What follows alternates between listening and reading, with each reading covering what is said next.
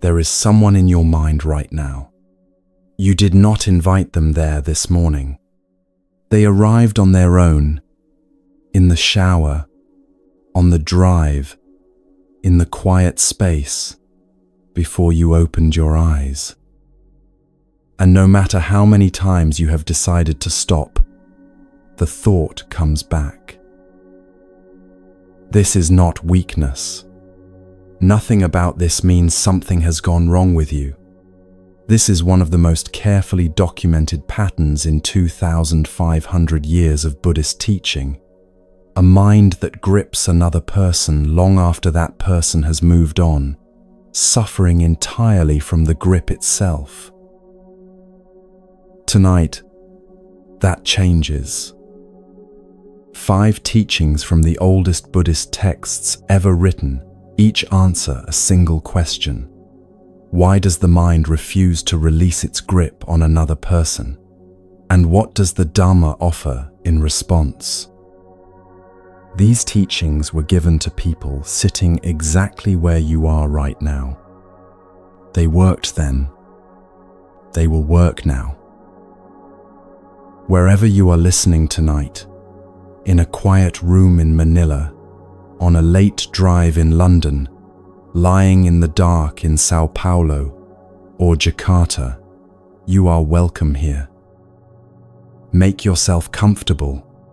Let your shoulders settle and your breath slow.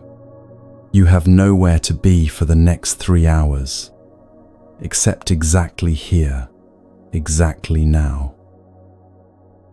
We begin with a young acrobat in ancient India, 60 feet in the air, performing for a village crowd, who had been carrying someone in his mind for years, without a single person ever knowing.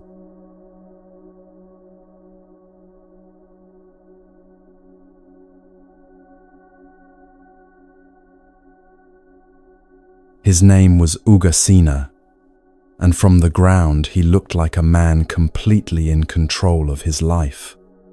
60 feet above a village marketplace, balanced on a bamboo pole, while the crowd below went quiet with the specific stillness that height and precision produce in an audience. He was the most visible person in the scene, and simultaneously, the most absent. His body was exactly where it needed to be. His mind was somewhere it had been living for 11 years, with a version of a woman who no longer looked at him the way she once had, replaying exchanges that had already happened and rehearsing ones that never would, sustaining something that had no existence anywhere in the actual world, except inside his own returning attention. No one in that crowd knew this. No one in the troupe knew the full extent of it. From outside, a man does his work reliably, travels the same roads, performs the same acts, with the same dependable skill day after day. From inside, a man can be living somewhere else entirely. The story of how Ugasina arrived at the top of that pole begins, as these stories often do, with a single encounter that rearranged everything that had previously felt settled. He was born into a merchant family in the city of Rajagaha, a prosperous place of commerce and established social order, where the shape of a young man's life was generally decided long before he was old enough to have strong opinions about the deciding. His family was respected and stable. His path was clear enough that it required almost no navigation. Learn the trade, take his place in the careful pattern assembled on his behalf, and move through his years within the reliable framework his family had spent generations building. None of this felt insufficient until a traveling acrobatic troupe came through Rajagaha and performed in the marketplace for 3 days. He watched from the edge of the crowd each afternoon, which was unusual for him. He was not a man who lingered at public performances. By the second day, he had stopped watching the performance and was watching one performer in particular, the daughter of the troupe's leader, who moved through the performance space with a quality he could not name but found impossible to stop tracking. She was skilled in ways immediately visible and present in ways that were harder to define. When the troupe left on the fourth morning, Ugasina walked out of the city behind their wagons and kept walking. He left a message for his family that offered no useful explanation, because he had none that would have satisfied people who had not felt what he was feeling. He followed the troupe until Rajagaha was far enough behind him that returning would require a deliberate decision rather than simply a change of direction. The troupe's leader received him without sentiment. The terms were plain. Every person in this company earns their place through what they contribute. If you want to remain, learn something worth keeping. If that proves beyond you, the road back is in the direction you came from. So Ugasena began learning the acrobat's art as an adult, which is to say, through sustained and frequently humbling repetition that offers very little grace at the beginning and progress in amounts too small to measure on any given day. Balance at height requires a quality of attention that cannot be forced and cannot be hurried, and the body's fear of falling does not negotiate. He fell during training enough times that the other performers developed a particular way of looking away, neither unkind nor encouraging, simply the neutral expression of people who have watched this specific stage many times before and understand that it resolves itself or it doesn't. He rose each time and tried again, because she was there, and as long as he was learning the work, he had a reason to be where she was. The years of repetition produced something he had not anticipated: genuine skill, good enough that the troupe's leader began assigning him the acts requiring the most control and the most dependability. The bamboo pole act became his particular specialty, climbing 60 feet, holding a position while the crowd below went completely still, then executing something precise and clean that demonstrated the height, was entirely intentional and not the result of accident or bravado. He became the person the troupe counted on for the moments when reliability was the whole of what was needed. Eventually, the troupe's leader gave his permission, and Ugasina and his daughter were married. There was a period afterward when everything in his life felt like confirmation that the journey had been worth its cost. He had wanted something that had seemed unreachable, had made himself useful enough to reach it through years of patient and unglamorous work, and had arrived. The warmth she showed him during those months felt like evidence that the entire arc of his life since leaving Rajagaha had been pointing somewhere real and worth pointing toward. He went to sleep those nights with the ease of a man who has come to the end of a long effort and found something genuinely good waiting there. The warmth did not remain. What happened between them was quieter than any dramatic account would suggest, and quieter things tend to be more recognizable because they are closer to actual experience. There was no single confrontation, no exchange that settled everything at once, no moment that could be pointed to afterward as the place where everything changed. What happened was that something in how she regarded him began shifting, gradually enough, at first, that he could persuade himself he was misreading it, then clearly enough that this interpretation became impossible to maintain without deliberate effort. The warmth receded, degree by degree. Then it cooled into something neutral. Then the way she moved through the space around him changed from something that included him to something that simply went about its own purposes, in which he happened also to be present. She had no reason to leave the troop. This was her family, her people, the only world she had known since childhood. He had no world to return to. Rajagaha had reorganized itself without him during the years of his absence.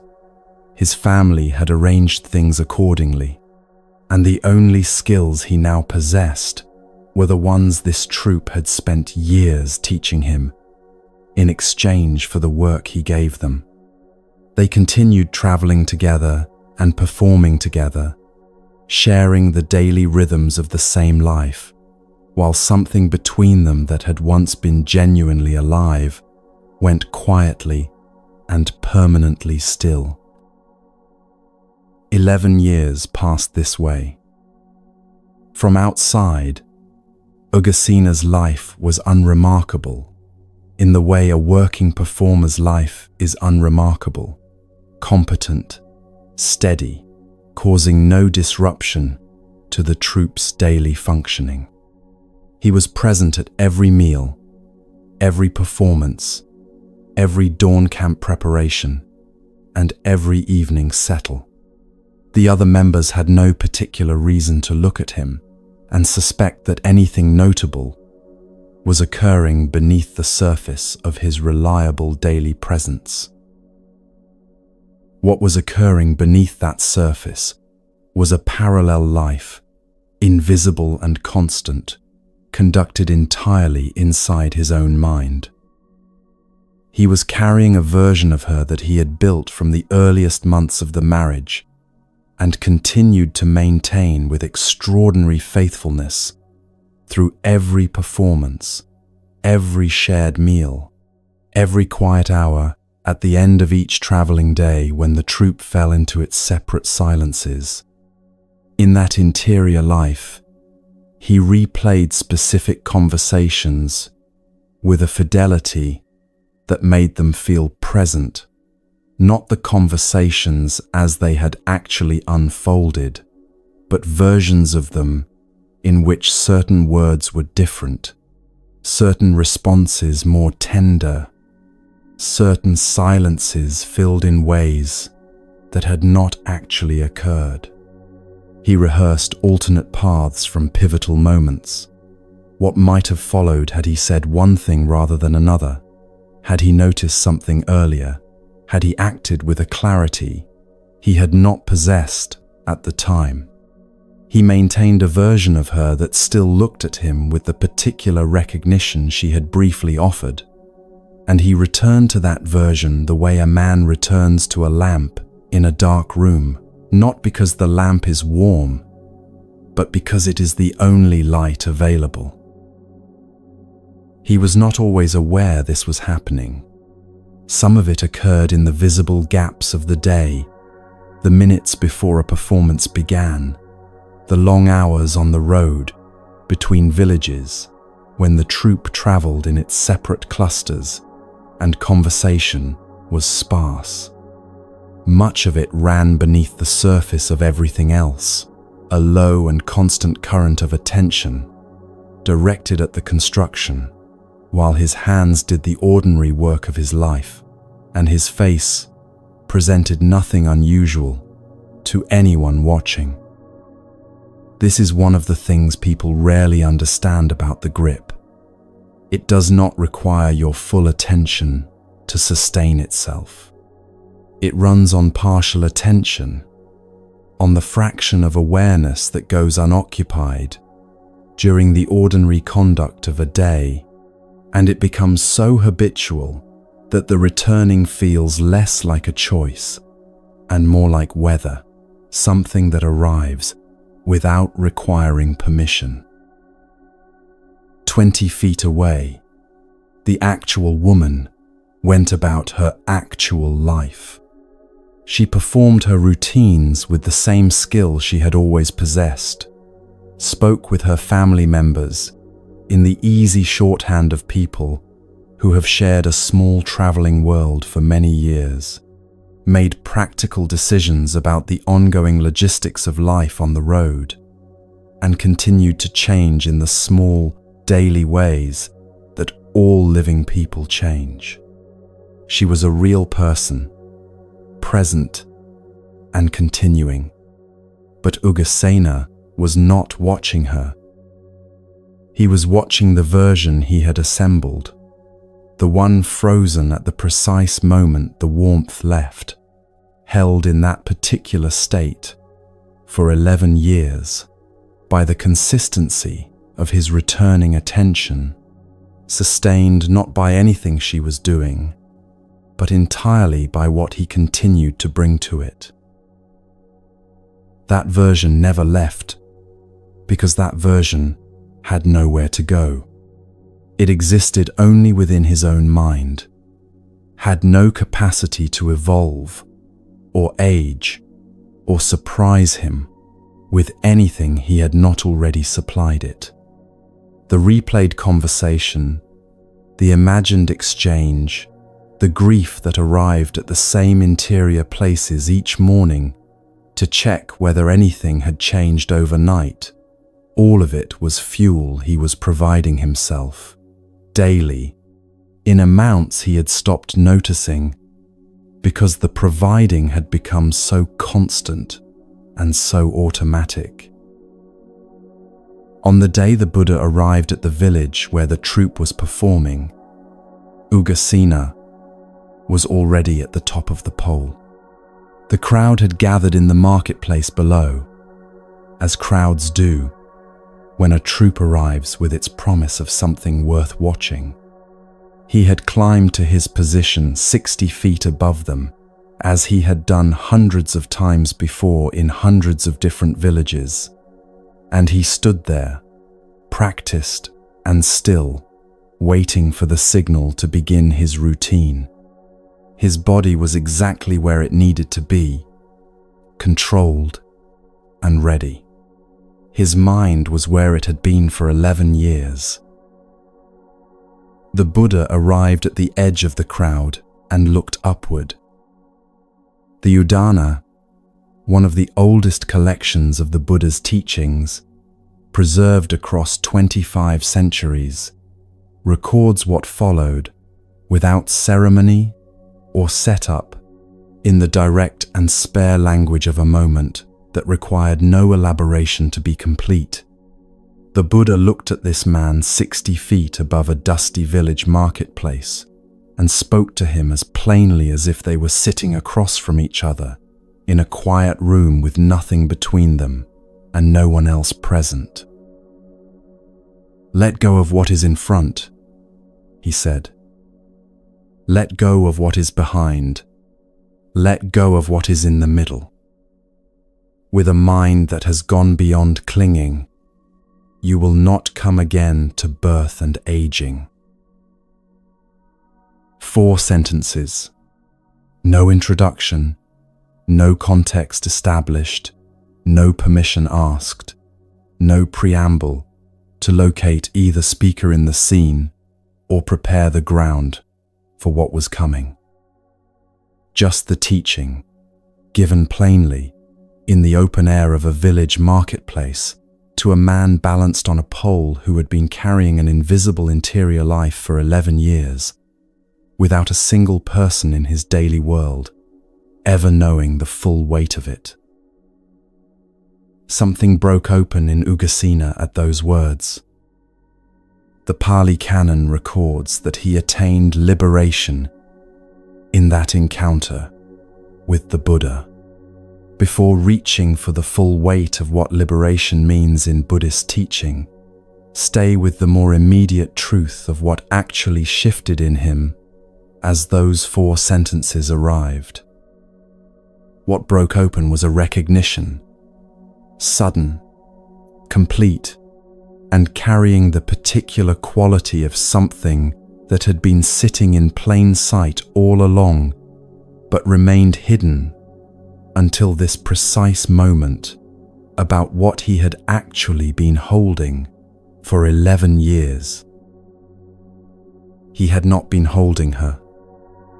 Across all 11 of those years, he had been holding something he had assembled from his own materials and maintained with his own sustained and largely unconscious attention, a version of her constructed from memory of who she had briefly been toward him, from imagination of who she might still become under different circumstances, from desire that had nowhere left to arrive, and so kept circling the construction instead, from grief that had been returning to the same interior places so consistently that it had become structurally indistinguishable from how he experienced his own daily life.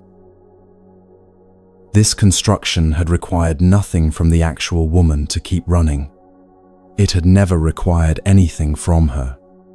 It needed only one thing: his continued returning to it, his continued treating of it as the real thing, his continued supplying of attention to something that existed nowhere outside his own mind.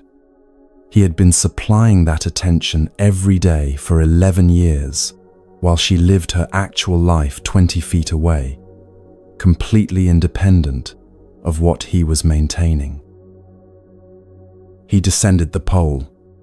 The Pali Canon records a brief exchange that followed between him and the Buddha, precise and settled, the record of a man who has just seen something he cannot unsee and is checking carefully that he has understood it correctly.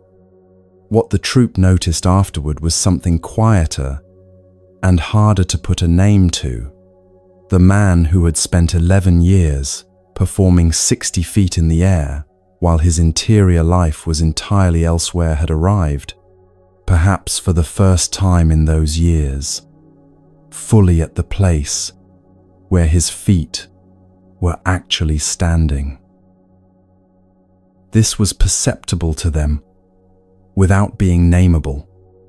The person who descended and walked among them was present in a way the same person had not been present before, not dramatically altered, not visibly changed in any way that could be pointed to and described, but there in the quiet, thoroughgoing way that a person is there when their attention is no longer divided between the world they inhabit and a construction running continuously somewhere inside them.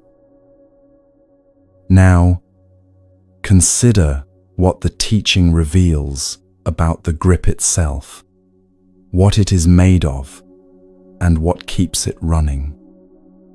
When the mind cannot release someone, it is almost never holding the actual person. The actual person is living their life, changing in ways you cannot track, making choices you cannot anticipate, continuing to become whoever they are becoming, without your observation, and without any reference to what you are maintaining in your interior life. What the mind is holding is a construction, assembled from specific materials and sustained by specific fuels that the mind itself continues to provide, entirely independently of anything the other person does or fails to do. Memory is the first material. The mind returns to particular moments with a faithfulness that can feel almost like loyalty, a specific tone of voice in a specific conversation, the exact quality of a particular afternoon when something between two people still felt genuinely possible, the weight of something said or left unsaid that later turned out to carry more significance than it appeared to carry at the time. These moments feel vivid because the mind has returned to them enough times to wear grooves in the direction of its own attention, and travel along grooves feels effortless because the path is already worn smooth.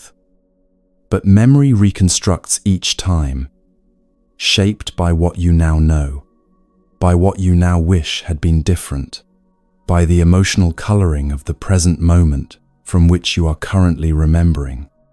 The moment you keep returning to is already a version of itself, carrying your current grief and your current longing woven into it, making it subtly different from what it actually was when it first occurred. Imagination is the second material. The mind generates versions of the person as they are now. What they might be thinking about you today, what they would say if they could see what your days have been like since the last time you were in each other's lives, what they might do or feel if circumstances were slightly different from how they actually are. These imagined exchanges feel convincing because they are built from genuine knowledge of the person, their characteristic responses, their particular vocabulary, the specific ways they move through the world when you knew them well. The living person today has continued changing in ways you have no access to, in ways that may have been significant, in ways that might surprise you entirely if you actually encountered them now. The person in your imagined conversations is a combination of an older version of them and whatever you need them to say in this particular moment. Desire is the third material, and perhaps the most important to name directly. Something specific was wanted from this person, a quality of being seen, a specific kind of warmth, the feeling of mattering in this person's particular way of regarding things. The mind returns to the construction because the wanting has not resolved, and the construction provides a space where the wanting can continue to exist, even when the actual person is no longer available to receive it. This is why the thought arrives most insistently at the moments when something in daily life touches the old wanting, when you are tired, when something has gone wrong, when the evening goes quiet in a way that makes the absence feel not abstract, but shaped and physically present. Desire keeps the construction available in those moments, so that when attention goes looking, there is somewhere familiar for it to land. Hurt is the fourth material, and the most durable of all. Unresolved hurt returns to check whether anything has changed, whether the wound is a different size this morning than it was last night, whether some new piece of understanding has arrived that would finally make sense of what happened and why. It never finds what it is looking for in this checking, which is precisely why the checking continues. The mind cannot leave the wound alone because leaving it alone feels like abandoning the question the wound raised, and the question still feels as though it deserves an honest answer. So the checking continues, returning to the same interior place, consuming the same quality of attention, producing the same absence of resolution it produced every time before. These four materials share one crucial characteristic. None of them require the other person's participation. The construction runs entirely on your attention. You supply the fuel. You sustain the flame. You are the only one maintaining the version of them that continues to occupy so much of your interior space. The person you cannot stop thinking about may be living their days entirely undisturbed by the fact that you are thinking about them. The construction makes no demand on them whatsoever. It is a private arrangement, conducted entirely within you, between you and a version of them you have assembled and continue to maintain. When this recognition arrives, it tends to come with two feelings sitting close together. The first is uncomfortable, because it means the grip is not being maintained by anything the other person is doing, which means it cannot be ended by anything they might do differently. Their apology, their return, any change in their circumstances, none of these could dissolve what is fundamentally a construction of your own sustained attention. The second feeling, sitting directly underneath the discomfort, is considerably more useful. If the construction is yours, then the maintaining of it is yours as well. And what you are maintaining, you have the capacity to stop maintaining. The teaching does not ask you to dismiss what you felt as unreal, or to produce a version of release that does not match what is genuinely present in you. What you felt was real. What happened between you and this person was real. The pain of it is real. It asks only that you see clearly what you are holding right now, a construction assembled from your own materials, running on your own fuel, requiring your continued returning to it in order to keep running. Seeing this clearly is the first loosening. It is the beginning of the path ahead, not its completion.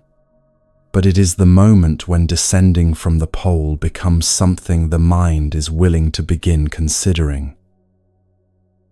Take a breath here, wherever you are listening from.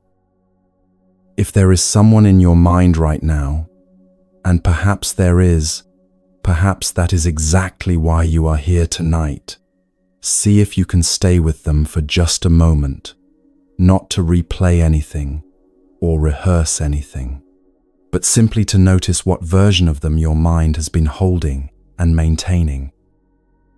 Not who they are today, somewhere in the world, living their own days, and making their own decisions entirely independent of your attention, but the particular version assembled inside your own mind, built from specific memories, from imagined conversations, from the precise moments your attention returns to most readily when it goes looking for them in the quiet hours. That version is yours, assembled from your own materials, sustained by your own returning to it, existing nowhere in the world outside the space your attention occupies when it leaves the present. You do not need to dissolve it right now, or decide anything about it, or feel anything particular about having seen it clearly. Let the recognition rest alongside whatever is already present in you, the way a second lamp changes the quality of a room without requiring you to extinguish anything that was already there. Even when this recognition settles clearly, even when you see what you are holding and understand precisely what it is made of, the mind does something that anyone who has ever tried to release a person will recognize without any need for explanation. It brings the thought back. The recognition does not prevent the returning. The thought arrives again. The familiar quality of ache returns with it. The construction resumes as though the previous several minutes of clarity had left no trace at all. This is not failure. It is simply a different question from the one this section has been addressing, a question about how the mind becomes conditioned to return to certain patterns, about why specific thoughts come back regardless of how clearly you have understood that you would prefer them to release, and about what the Dhamma actually offers when insight alone turns out not to be sufficient to stop the returning. The Buddha addressed this directly, with 5 specific and practical responses for a thought that hammers back regardless of understanding and regardless of intention. A monk named Vangisa encountered this pattern in himself, in a way he could neither manage privately nor fully conceal from those around him, and his honesty in bringing it directly to the Buddha produced one of the most practical and uncomplicatedly honest teachings on this subject in the entire Pali Canon.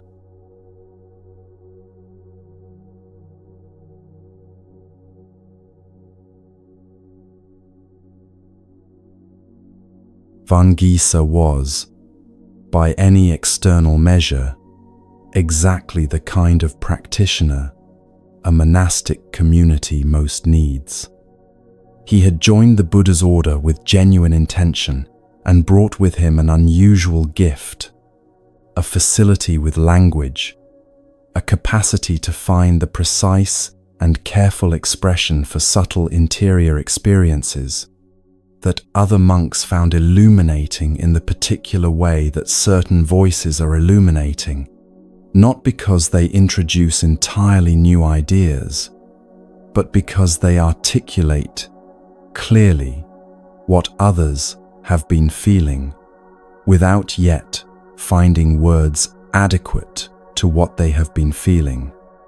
He composed verses that traveled between members of the community, that were quoted in teaching contexts, that seemed to arrive at exactly the phrasing a given experience required.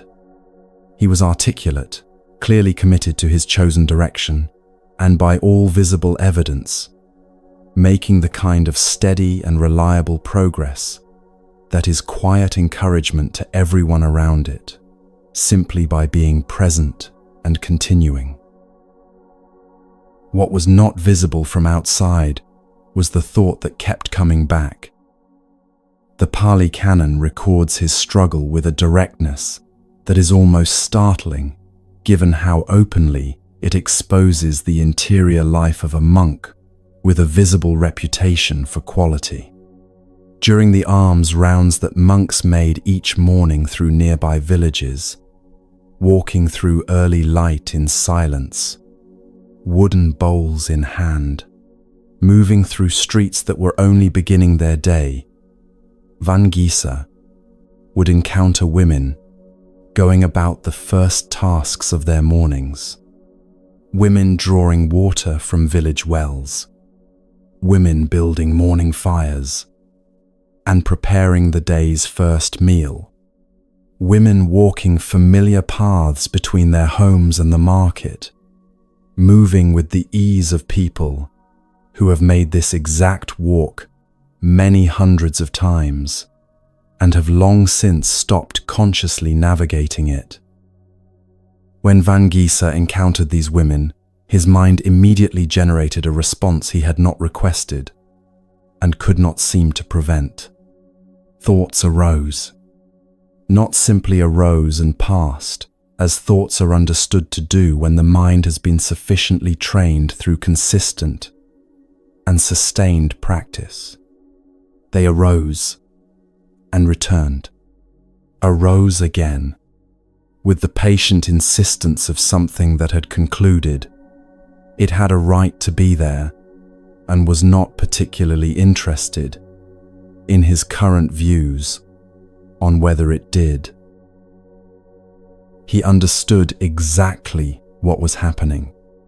He was not confused about the nature of what he was experiencing, not uncertain whether it aligned with the direction he had chosen, not unclear about what the teaching said about this particular pattern. He had studied the teaching carefully enough to recognize the mechanism clearly and to articulate it with considerable precision. He knew what the thought was, where it came from, what conditions in his own history had produced it, and what continued to sustain it. He could describe the process accurately in language precise enough to be useful to others. And still the thought came back, each time with the same insistence as the time before. His understanding had not made it lighter or shorter or less capable of pulling his attention in the direction it had always pulled it. He could watch each thought arrive with complete clarity about what it was, name it precisely as it came, and feel it take hold, regardless, the way you can know with certainty that you are inside a dream and still find yourself responding to its terms as though they were the terms of the world you actually inhabit. This is the thing that no instruction about releasing a person fully prepares you for. Seeing a conditioned pattern clearly does not dissolve it. The mind can understand something with complete accuracy and continue doing it anyway, because understanding and conditioning are two distinct processes operating through different mechanisms and on different timescales. Understanding can shift in a single moment of clarity. Conditioning changes through sustained practice over real time. Knowing that a groove is a groove does not fill it. A groove worn into stone by years of running water does not fill itself in because you have correctly identified it and understood precisely how it formed. The water continues following it because the groove is there, and a cleared path is a cleared path, and the water does not consult anyone's preferences about where it ought to go. Vangeesa's mind had a groove. It had been worn before ordination, across the years of his lay life when attending to beauty had been neither problematic nor out of place in the life he was then living. The mind that responds to beautiful forms had been exercised and reinforced across many years until the response had become effectively automatic, fast, operating largely below the level of conscious intention, entirely independent of deliberate decision on any given morning. Ordination changed his direction completely, what he intended, where he was heading, the entire framework within which he was living his days. It did not, by itself, change the groove. The groove remained where it had always been, and when stimulation arrived each morning that matched its shape, the mind followed it in the direction it had followed for years, carrying thoughts he no longer wanted to where they had always gone, without any apparent awareness of or interest in his current position on the matter. What made his situation particularly challenging was that he understood the teaching well enough to feel the distance between that understanding and his daily experience as a form of failure. A practitioner who does not know the teaching cannot measure the gap between where he is and where the teaching points. Vangeesa knew the teaching. He could articulate precisely why the thought returned, what generated it, and why following it was counterproductive. None of that articulate knowledge had closed the gap. If anything, the clarity of his understanding made the persistence of the groove feel more indicting, not less, because he could not plausibly claim ignorance as an explanation. He applied himself to the problem with the consistency of someone who understands that practice, not avoidance, is the only path through a difficulty. He kept his gaze directed downward on alms rounds, his attention on the path immediately in front of him. When thoughts arose, he brought the teaching actively to mind, recalling what he understood about impermanence, about the body's nature, about the mechanics of how craving sustains itself, and what it costs when followed repeatedly. He applied will directly, a decision at the threshold of each morning that today the thought would not take hold. The thought came back anyway, not always immediately, but reliably, and with a patience that outlasted his effort. An hour of relative quiet, and then it would arrive again at the same interior place, as though the quiet had been a resting rather than a resolution. There is a specific quality of discouragement that accumulates when sustained effort meets a difficulty that does not proportionally respond. It settles into the gap between what you clearly understand about your situation and what you can actually sustain under real daily conditions over real time. And in that gap, the discouragement presents itself not simply as a feeling, but as evidence that something is specifically wrong with you, that other practitioners navigate this territory with an ease you cannot access, that your persistent difficulty, despite genuine effort, reveals some deficiency of fundamental nature that more suited people have somehow managed not to carry into their practice.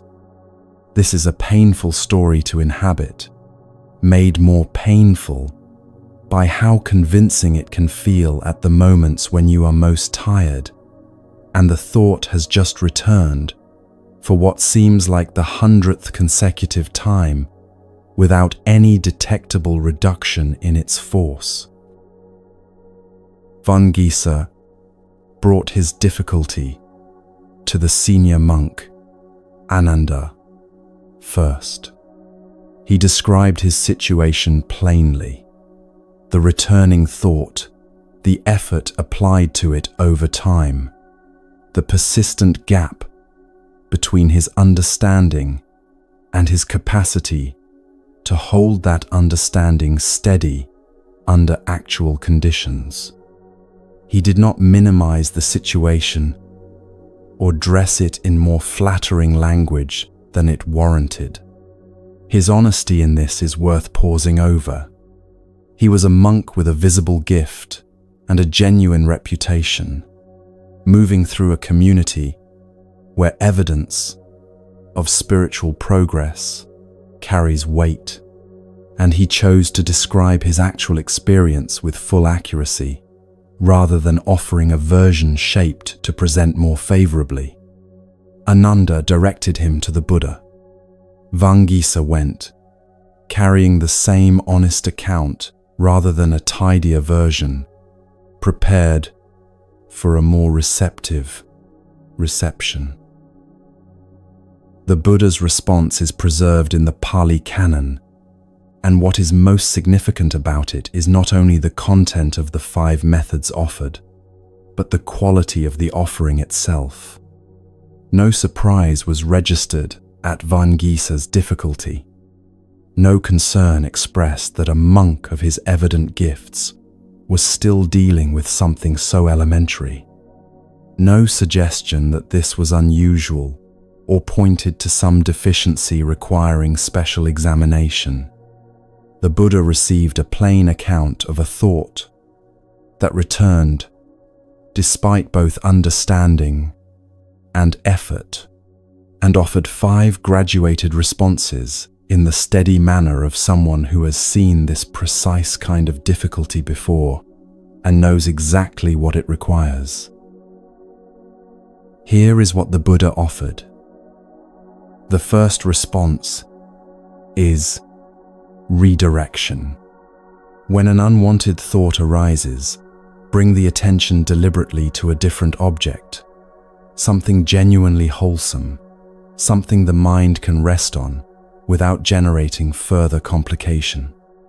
The breath is always available for this, always present, always occurring in the current moment, rather than in any past or imagined future. The physical sensation of sitting or walking, of feet on ground, of hands in the lap, a quality of genuine care or goodwill towards someone nearby, the simple, unremarkable fact of being alive in this specific moment, rather than in any other. The Buddha described this as a carpenter driving a finer peg to displace a coarser one already in place. The new object of attention does not fight the unwanted thought directly, but simply moves into the space the thought was heading toward and fills it through presence rather than through opposition. A thought arriving into a space already occupied by genuine attention has nowhere to establish itself. This is particularly useful for the person whose thought arrives with immediacy and vividness. It feels more compelling than a simple anchor like the breath. The practice of returning to the breath anyway, in the very moment when the thought arrives, with its characteristic urgency, trains a different response than the one the groove produces automatically. Not because the breath is more interesting than the thought, but because the breath is here, and the thought points toward a construction that exists nowhere real. Each such return adds one small unit of groove filling that would not otherwise have been added. The method costs the least effort of all five, which is why it belongs first and is always worth attempting. The Buddha placed it first not because it always works, but because it always costs the least and is therefore always the right first attempt. The second response is honest examination of what the thought actually produces when followed, not in abstract terms of what the teaching describes, but as direct observation of your own specific experience over real time. What happens in you, concretely, when you follow this particular thought on this particular morning? Does following it deliver ease, resolution, or the sense of arrival it seems to gesture toward in the moment of arising? Or does it produce a brief and unsatisfying engagement, followed by the same restlessness that generated the thought in the first place, leaving you no further along and slightly more depleted from the following? The mind carrying a groove also carries a particular relationship with anticipation, a sense, reliable in its arising and consistently wrong in its prediction, that this return might yield something different from what every previous return has yielded. That anticipation is part of how the groove sustains itself. It makes following the thought feel potentially worthwhile, right up to the moment of following it, at which point the actual consequence arrives and is not what the anticipation promised. There is a specific pattern worth observing honestly for the thought of this particular person. What it promises is usually some form of contact or resolution, understanding what happened, knowing what they think now, processing something that did not get processed at the time. But following the thought never delivers contact or resolution. It delivers more thought, and more thought delivers more thought. Examining whether the thought has ever, on any of the many occasions you have followed it, actually resolved anything, answering that honestly, makes the next arrival slightly less persuasive than it would otherwise be. This response is not argument against the thought, It is honest accounting conducted in the thought's presence rather than in the abstract. The third response is deliberate non-attention, and the distinction from suppression matters because they require different things. Suppression requires sustained and active opposition, maintaining a resistance against the thought that has a cost must be continuously renewed and frequently intensifies what it is resisting through the very act of sustained opposition, in the way that pressing against something can make both the pressing and the pressed thing more present than they would have been otherwise. Deliberate non-attention requires neither effort nor opposition. It is the simple decision not to look in a particular direction. The Buddha described it as a person who does not want to see a disturbing sight and therefore looks elsewhere, not from any effort to make the sight cease to exist, not from denial that it is there, but because looking is always a choice, and a different choice is available in every moment, regardless of what is present in the field of vision.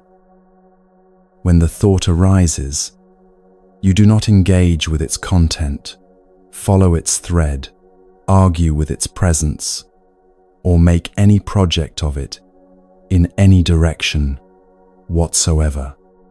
In the context of the person you cannot release, this response looks like the thought arises with its characteristic quality and texture. You recognize it, and you give your attention to whatever is physically present in your immediate environment, the surface you are sitting on, the temperature of the air, any sound within hearing range that requires nothing of you, not as escape, but as a redirect to what is actually here, rather than to where the thought points, which is somewhere else entirely. You give your attention elsewhere, with the quiet simplicity of turning in a room to face a different part of it, without announcement, without making the turning into an event. The fourth response attends to an earlier stage of the thought's development, before it has fully arrived and gathered its characteristic momentum. The Buddha offered the image of a runner who gradually allows the running to slow, from a run to a jog, from a jog to a walk, then to stillness, not because something external stopped the running, but because the runner recognized the running was no longer required and allowed it to come down accordingly. A thought that arrives with full pressing insistence has been building through a sequence of smaller movements, each one creating conditions that make the next more probable. There is an earlier stage, before the full arrival, when the thought is still only forming, still only exerting the first faint pull of attention in the familiar direction, when intervention is easiest and costs the least. That first faint pull has a recognizable quality, different from the full thought, a slight tilting of attention in a familiar direction, sometimes accompanied by a small shift in physical sensation, a slight contraction somewhere in the chest or throat, a faint change in how the breath moves. Learning to recognize this earlier signal is a significant development, because the earlier the recognition, the less momentum there is to work with. Catching the thought at this stage allows a response while it is still gathering rather than already gathered. This is the most subtle of the 5 responses, depending on a quality of fine and early attention that becomes more reliably available through consistent practice over time. On occasions when the thought bypasses all detectable early stages and arrives already fully formed, something more direct is required. The fifth response the Buddha offered last, and offered honestly, without softening what it asks for. He said, if none of the previous four responses has been sufficient on this particular occasion, if the thought has moved through all of them and presses on with undiminished force, then hold the mind against it through plain and sustained effort. The language he used was deliberately physical, teeth clenched, tongue pressed against the upper palate, the mind bearing down on what is arising with the direct and entirely unglamorous force of simple restraint. The image was of a stronger person holding a weaker one, not through technique or elegance, but through the uncomplicated application of greater force to what requires containing until it passes. No grace operates here. No insight is required. The thought presses, and the mind holds against it, and eventually the thought passes, because everything passes, including the most insistent thought about the most significant person you have ever known.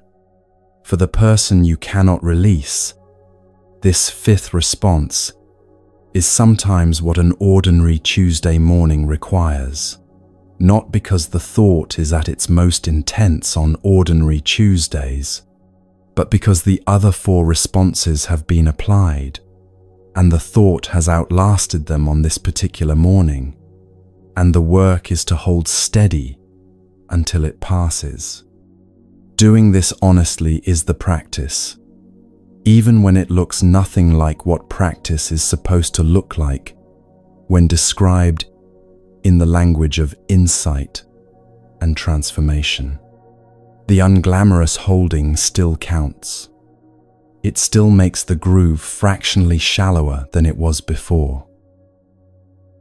The structure of the teaching itself carries a message worth noting. The Buddha placed the 5 responses in order from least effortful to most effortful deliberately. This ordering contains a teaching within the teaching. On some occasions, redirecting the attention is sufficient.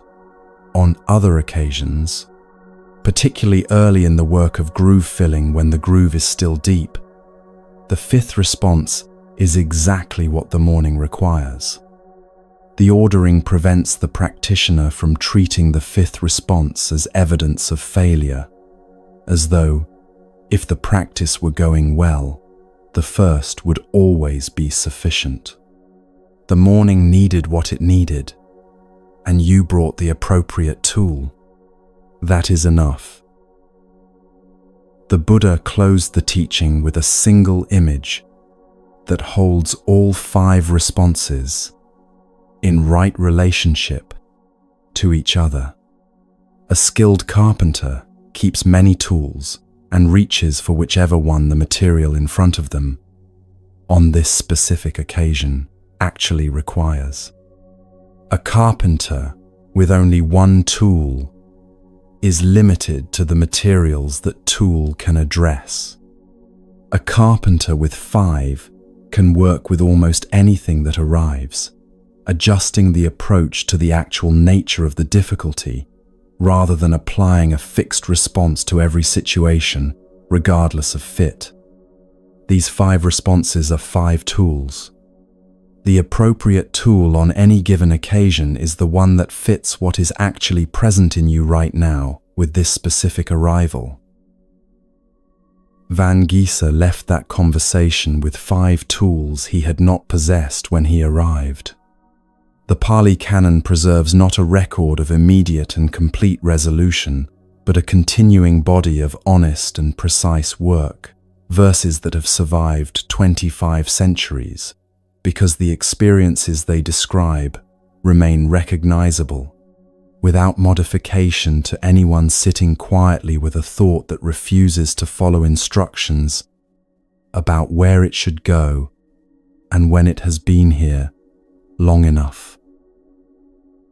Now bring this directly into wherever you are listening from tonight. The thought that returns to the person you cannot release has been following a groove established before you decided you wanted it to stop, and continuing to follow it with a reliability that has nothing to do with how committed you are to stopping it. The groove does not update itself in response to your insight about its nature or your clarity about what the thought is made of. It offers the familiar path, and the mind without a sufficiently practiced alternative takes it, because minds follow paths that have been used long enough to feel like the natural direction of things rather than one particular direction chosen from among available directions. The instruction to simply stop thinking about them, to decide that, and then enact it, to release a person through force of intention alone, has been falling short, not because you lack the capacity for it, but because the instruction lacks the method that capacity needs in order to work. A decision tells the water where you would prefer it to flow. It does not, by itself, carve the alternative path the water requires in order to go there. That carving is done through method applied patiently and repeatedly, one occasion at a time, over whatever duration the groove's existing depth requires. That is not discouraging information. It is clarifying information because it means your difficulty has a comprehensible cause that has nothing to do with your deficiency and everything to do with how conditioning operates in a mind that has practiced something long enough. One clarification worth making when using these tools with a specific person: they are not intended to make you feel nothing about this person or to erase what happened between you. They are tools for working with the returning thought, not for eliminating the reality of what the thought refers to. The person was real. The relationship was real. What is not real is the version of them currently running in your mind, assembled from materials the previous section described in detail. Working with the groove is not working against the truth of your experience. It is working with the mind's conditioned pattern so that, over time, the pattern becomes responsive to your current intentions, rather than running entirely on the fuel of what it practiced before you had any intention about the matter. The 5 responses are available to you right now, in any ordinary moment, without special conditions or preparation. Begin with the first. If it is sufficient on this occasion, use it and return to your day. If it is not sufficient with this particular arrival on this particular morning, move to the next. Work with what this specific moment requires, rather than what you feel it should require, given how long you have already been working with this. Each application of any of these responses makes the groove marginally shallower than it was before that application. Not in a way that announces itself or feels like identifiable progress on the day it happens. In the way that any well-worn path gradually fills in through consistent and patient redirection, one occasion at a time, over time, until one morning the thought arrives and finds less of a path ready to receive it than it found before. When the thought returns, you are not failing. You are a practitioner with a groove and 5 tools, and the returning is simply the moment when one of those tools is useful. Find the one that fits this morning's particular arrival. Apply it. Return to your life. Beneath the groove, and beneath the constructed version of them assembled from your own materials, there is a third and quieter layer of the grip that neither of the previous two explanations has fully reached. That phrase, setting it down, contains an assumption that the grip is something held from outside yourself, something picked up and put down once you decide to. What a monk named Khemaka described, lying seriously ill in a forest dwelling, while 30 fellow practitioners pressed him with careful questions, was something more intimate than that, a sense of self so subtly entangled with the person who cannot be released that the grip felt less like carrying something external and more like being something, in a way that made releasing it feel like erasing a part of who you are. His description of this, delivered from a sickbed to practitioners who thought they already understood the pattern, is so accurate to the lived experience of trying to release someone genuinely significant that hearing it tends to feel not like receiving a teaching, but like being clearly seen by someone who already knew exactly what you have been carrying and exactly why setting it down has felt. Every time you have sincerely tried, like considerably more than it should.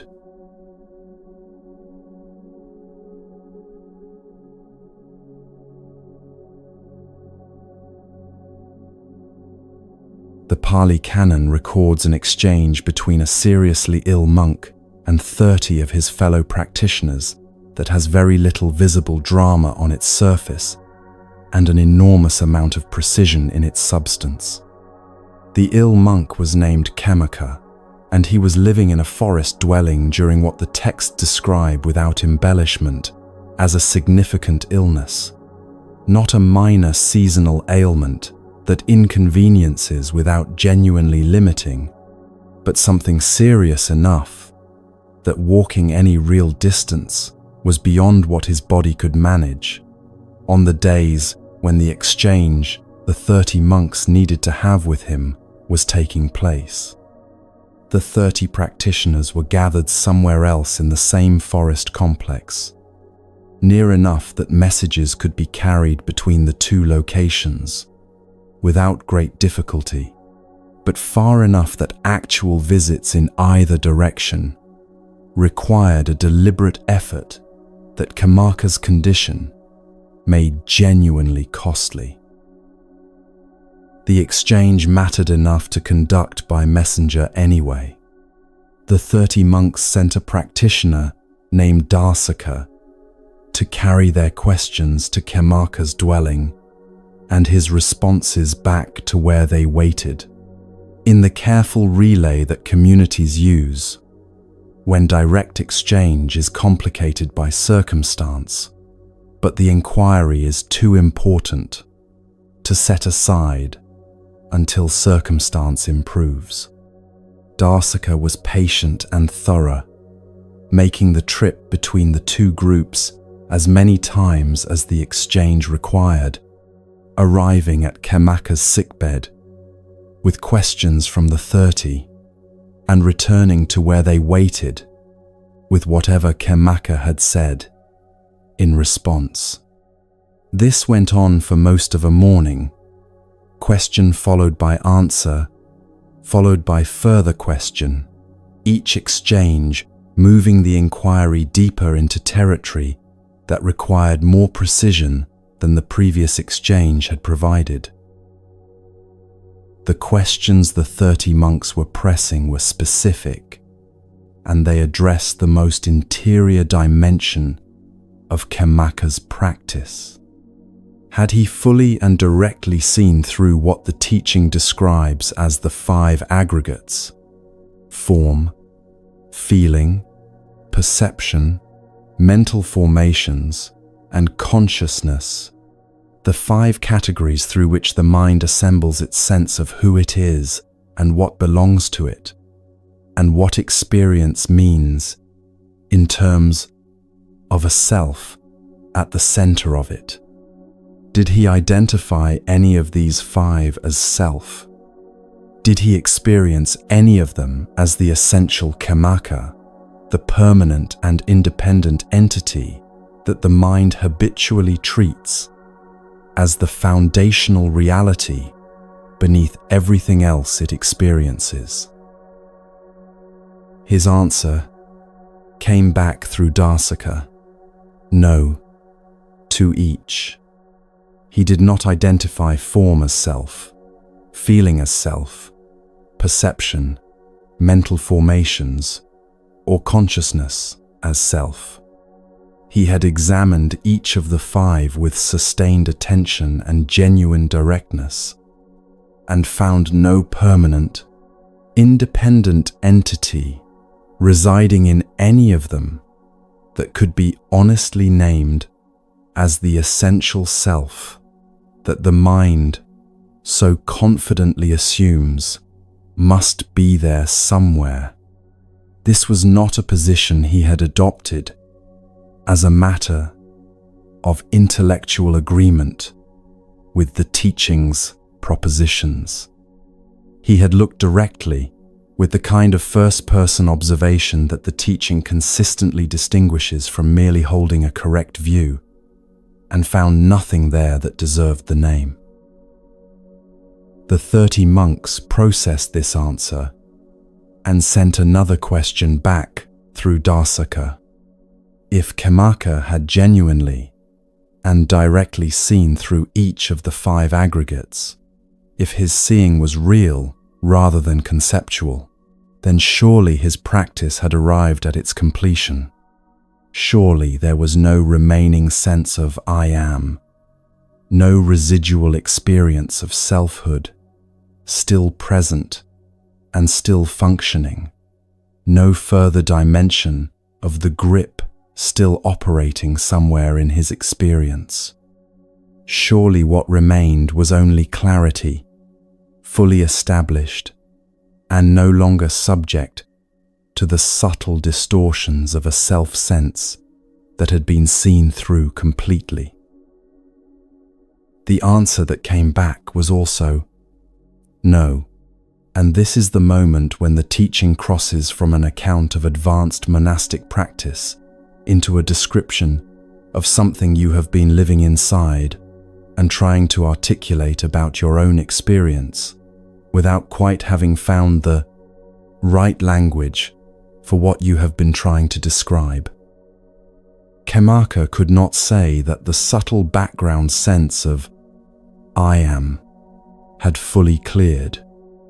He could not say that the identity-making activity of the mind, the continuous, background process that organizes experience into the ongoing narrative of a self with a history and a future and things that belong to it, had ceased to generate any residual sense of his own presence at the center of what was occurring.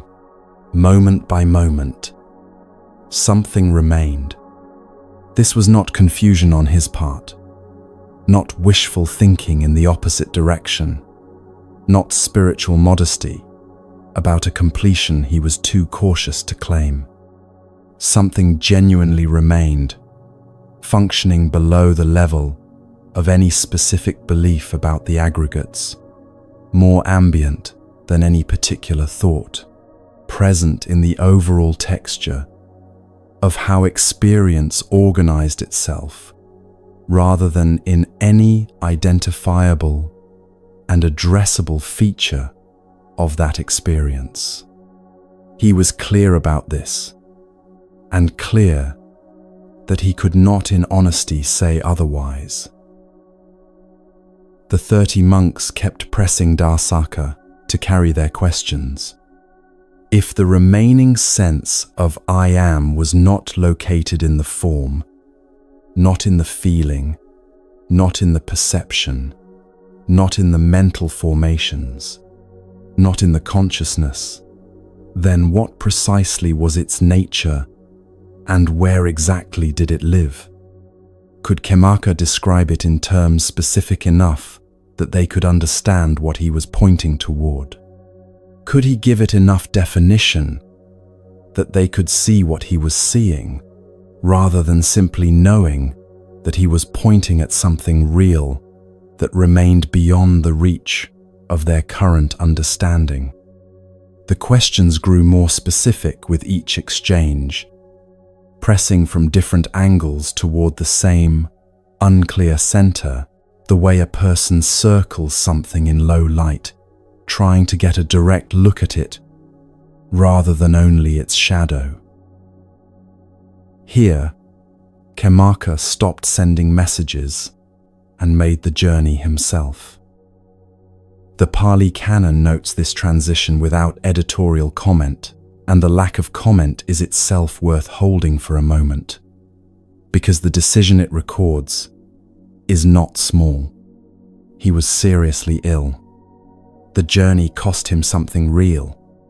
He made it anyway, apparently having concluded that what needed to be said next could not travel accurately through an intermediary and remain fully what it needed to be when it arrived. Some things require the person who has experienced them to be present in the room, speaking in their own voice, watching whether the image is landing the way it needs to land, ready to add or adjust if the first offering does not fully reach the people it is offered to. He arrived where the 30 monks were gathered, settled himself among them with whatever physical difficulty the illness imposed on the settling, and described a scent. "Imagine a piece of cloth," he said, "that has been genuinely and thoroughly washed, not superficially rinsed or cleaned to an acceptable level of surface appearance, but washed with actual care and actual completeness until every trace of accumulated residue from previous use has been addressed. Hold this cloth up and find nothing that should not be there. The cleaning was real and complete in every sense that washing is capable of being real and complete. There is no remaining dirt pressed into the weave, no hidden stain that the washing circled without fully reaching, no residue that survived by hiding in a place the cleaning did not thoroughly penetrate. The cloth is clean in the full and unqualified sense of that word, and anyone who examines it carefully will confirm this without hesitation. Now take that genuinely clean cloth and place it inside a closed container alongside flowers, blue lotus, jasmine, or any flower whose fragrance has the particular quality of presence and persistence that certain flowers carry, the kind of scent that moves into surrounding space and settles there rather than remaining only at its source. Leave the cloth sealed in the container with those flowers for a single day, not weeks, not months, simply one day of close proximity between the clean cloth and the living, fragrant blooms enclosed with it. At the end of that day, take the cloth out and hold it close to your face. The cloth carries a scent, not dirt, not any residue from the original accumulation that the careful washing addressed.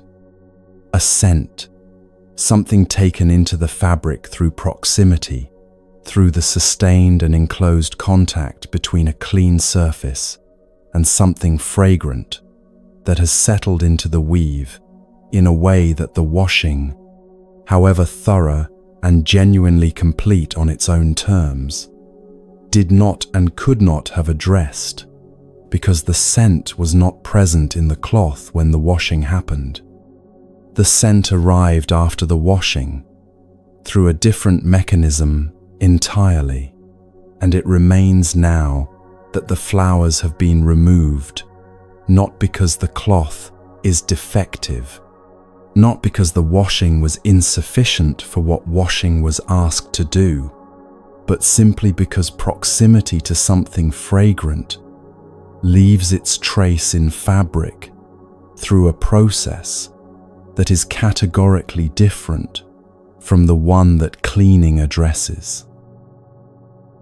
That scent, Kemaka said to the 30 monks now sitting around him in the forest, is what remains in his experience.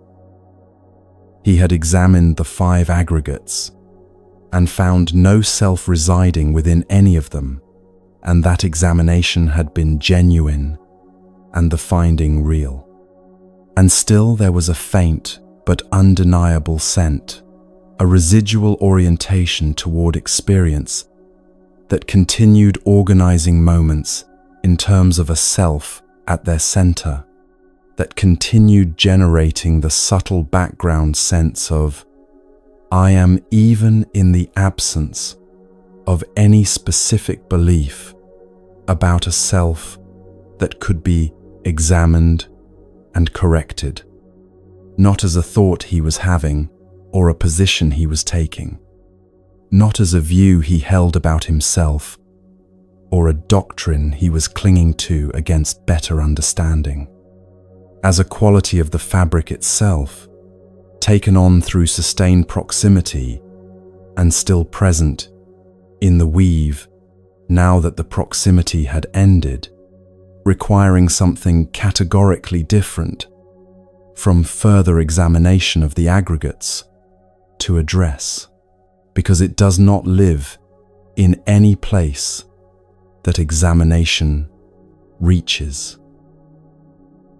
The 30 monks sitting around Kemaka received this image in the particular quality of silence that arrives when something said aloud for what may be the first time is also, at the same moment, entirely recognizable. The image did not introduce an idea they had never encountered. It found language for something they had been living inside without having the precise description for it that would allow them to approach it directly and work with it clearly, rather than feeling it vaguely and not quite knowing what to do with the vague feeling. A scent taken on through sustained proximity, present in the fabric after the source of the fragrance has long departed, requiring neither the cloth's ongoing cooperation nor the flower's continued presence to remain present and real in the weave of the fabric. Now bring this image directly into the experience of trying to release a specific person from the mind, because this is precisely what the teaching describes when applied to that territory. The person who has been genuinely significant in your life has been in proximity to the identity-making activity of your mind for whatever time the relationship was real and active. Not proximity to your physical body only, though that too may have been reorganized by their presence. Proximity to the continuous background process by which the mind constructs who you are, the always running activity that takes everything that happens and weaves it into the ongoing narrative of your life, the story of what you are doing with your days, what the future holds the shape of, what the past means in terms of where it has been leading, and what your present experience reveals about who you fundamentally are. This identity-making activity took the relationship in and integrated it into the fabric it was constructing, not as a minor or peripheral element that could be removed without affecting the surrounding weave, but as something worked through the center of how you were understanding yourself during the time the relationship existed and continued to exist. The relationship shaped what you expected your future to look like. It changed what you valued in your daily life because your values intersected with theirs and were sometimes genuinely altered by that intersection in ways you may not have been tracking as they happened. It shaped what your past meant because the history of your life was being understood partly in terms of the person it had been moving toward in the period when the relationship was developing into what it eventually became. It shaped what certain mornings felt like, what particular kinds of evenings meant, what specific places and sounds and particular qualities of light carried that they did not carry before the person arrived in your life with sufficient depth and duration to weave themselves into the fabric of how your daily experience was organized. All of this integration happened through sustained proximity, through the long daily contact between their presence and your identity-making activity, which took what proximity brought it and incorporated it into the ongoing construction of who you understood yourself to be.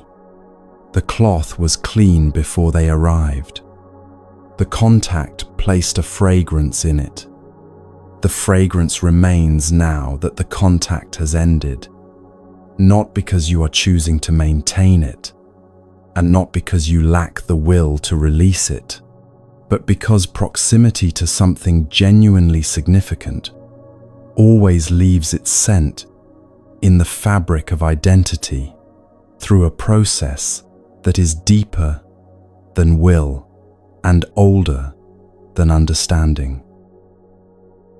When the relationship ended or changed beyond recognition, the identity-making activity did not extract the integrated thread and continue with the rest of the fabric restored to its prior state. That is not how fabric works, and it is not how identity works. The thread had been woven through other threads, its presence altering how neighboring elements sat relative to each other. The texture of that region of the cloth changed in ways both visible and less visible by the sustained presence of the thread through it. The cloth after the thread has departed is not the cloth it was before the thread arrived, and the identity after the relationship ends is not identical to the identity that preceded the relationship's beginning. Something has been reorganized at a level below the surface of conscious choice, in the place where identity assembles itself without consulting your preferences about how the assembling should go. This is why releasing them feels like losing yourself. Not as an exaggeration, not as evidence that you have allowed this to go further than it should have, not as a sign of insufficient detachment or insufficient understanding or insufficient effort applied over insufficient time, as the accurate recognition of something structural. This person was woven into how you have understood yourself to be in the world, and releasing them involves a genuine rearrangement of that understanding, a process with real implications for the story. The identity-making activity has been organizing itself around, not a simple act of decision that a sufficiently determined person completes in a single morning. The resistance you have felt is not weakness. It is the accurate perception of what is actually involved in this particular releasing, which is more than the word releasing typically suggests when it is used to describe a simple and immediate act of letting go. The Dhamma's response to the residual scent is specific, and it differs from both of the approaches that most naturally suggest themselves when something persists in your experience that you would prefer not to persist. The first instinct is to apply more effort to the removal, to examine the residue more rigorously, understand its origins more completely, bring greater clarity and stronger intention to the project of clearing what previous applications of clarity and intention have not yet cleared. Wash the cloth again, more carefully this time, with better technique and more thoroughness than the previous washing managed. Karmaka's image addresses this directly. The scent is not in the place that washing reaches. It took up residence through a process that washing was not designed to address, and applying more of what has not been reaching it will not suddenly begin reaching it because of the increased application. The second instinct is suppression, to hold the awareness of the scent below the surface of daily experience through sustained effort, in the hope that consistent and long-maintained suppression will eventually accomplish what recognition and understanding have not accomplished. This requires continuous maintenance, which consumes energy otherwise available for the actual life being lived. It also maintains the suppressed thing in a particular way. A person actively working to not experience something is experiencing it in the specific sense of organizing their present moment around the active project of its non-experience.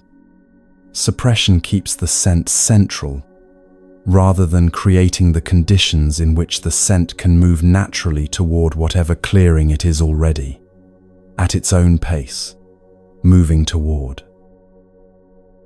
What Karmaka pointed toward was patient, direct observation of the sense arising and passing in actual experience, as it actually occurs in the texture of ordinary days.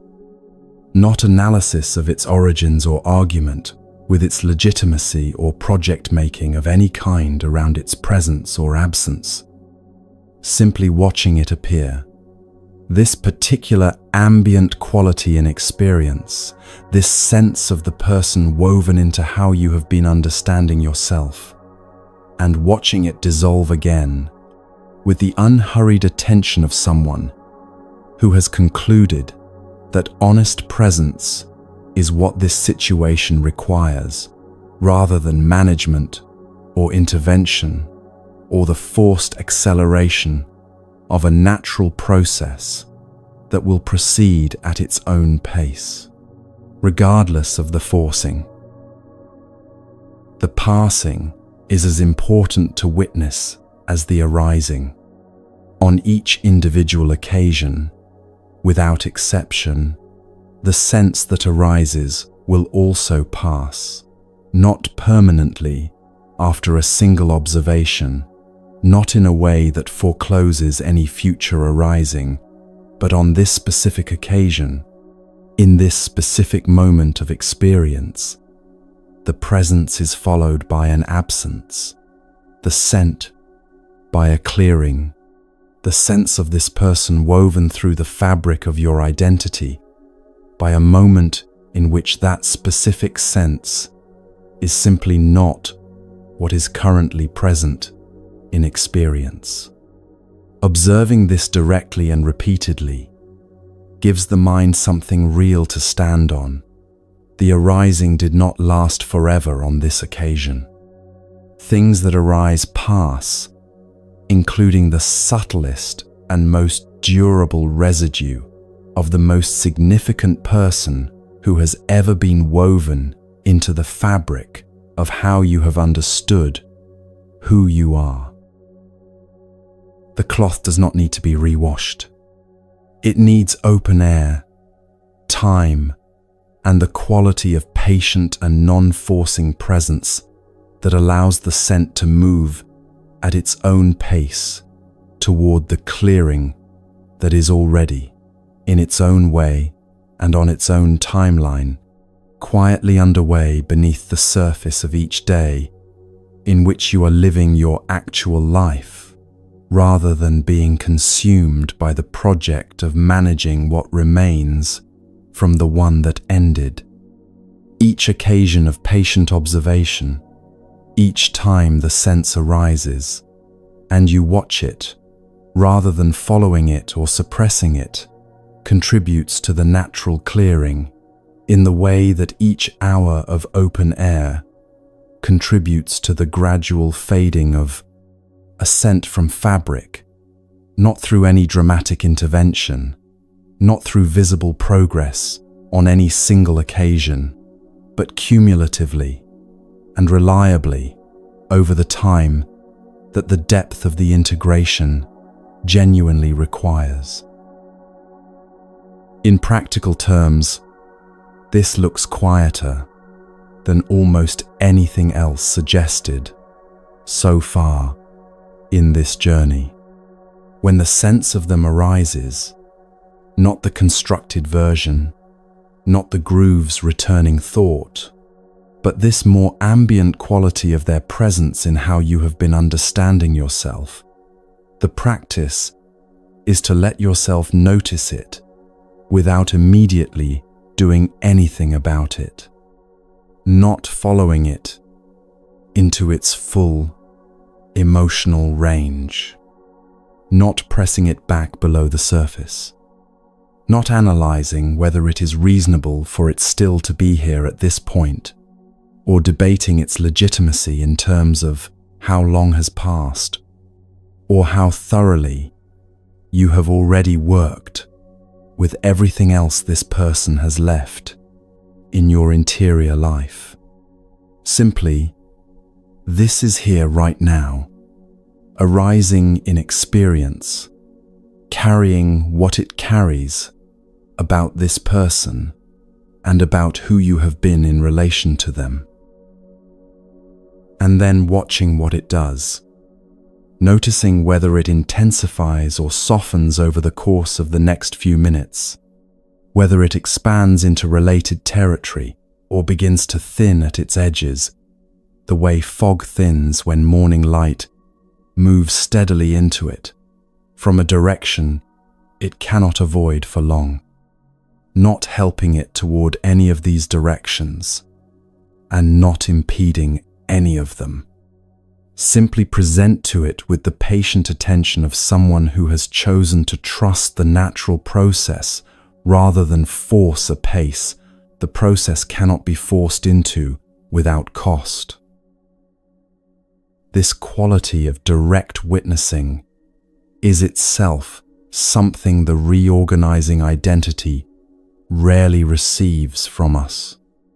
Most of the time, the reorganizing happens underground, in the half-attended spaces of daily life, beneath the surface of ordinary functioning, in the background, while the foreground runs the practical business of the day, without reference to what is shifting below, offering it genuine, clear, unhurried attention, not therapeutic analysis or interpretive framework building, simply honest presence to what is actually occurring in this experience right now, is what allows the natural clearing to proceed at the rate it is capable of proceeding when it is neither being forced nor being entirely ignored.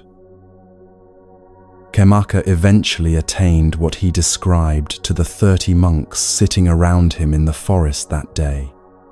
The Pali Canon preserves this not as a sudden and dramatic clearing, but as the outcome of sustained and patient practice of exactly the kind he described, each instance of direct observation adding its small contribution to the natural clearing of a scent that had taken real time and real proximity to settle into the fabric, and that required real time and real openness to leave it completely. The cloth did not become a different cloth. It became a cloth from which the particular scent that proximity had placed in it had finally and fully cleared through the same natural process by which any scent clears from any fabric, given sufficient time and open air, and the absence of the conditions that would only press it deeper into the weave, rather than allow it the natural movement toward absence that is always, at some pace, already underway. Sit with this for a breath before we continue. The grip across 3 sections has revealed itself to be more layered than the simple instruction to let go ever acknowledges. A constructed version of the person assembled from your own materials and sustained by your own returning attention. A conditioned groove in the mind's movement that follows familiar paths regardless of your current intentions about direction, requiring graduated and patient method rather than will alone. And this quieter, more ambient residual scent, a presence in the fabric of identity, taken on through genuine proximity to a person who was genuinely significant, which clears not through effort or understanding, but through the patient, honest, non-forcing observation of its arising and passing over the time that the depth of its integration requires. Each layer has been addressed by what it actually responds to. What the next teaching addresses is something that all 3 sections have been approaching without yet landing on directly, something about when the person you are holding actually exists, and what the answer to that question reveals about what is being held, and how the holding might finally, fully release.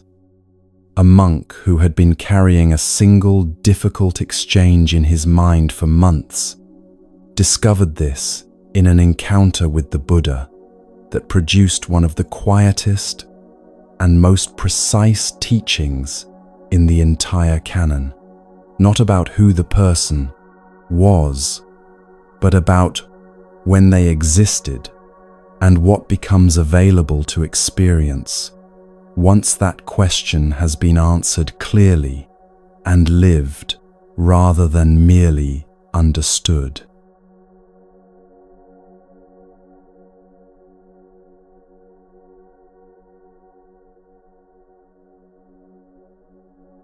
A question has been sitting underneath everything described in this journey, present through the construction and the groove and the residual scent, without being directly addressed by any of them.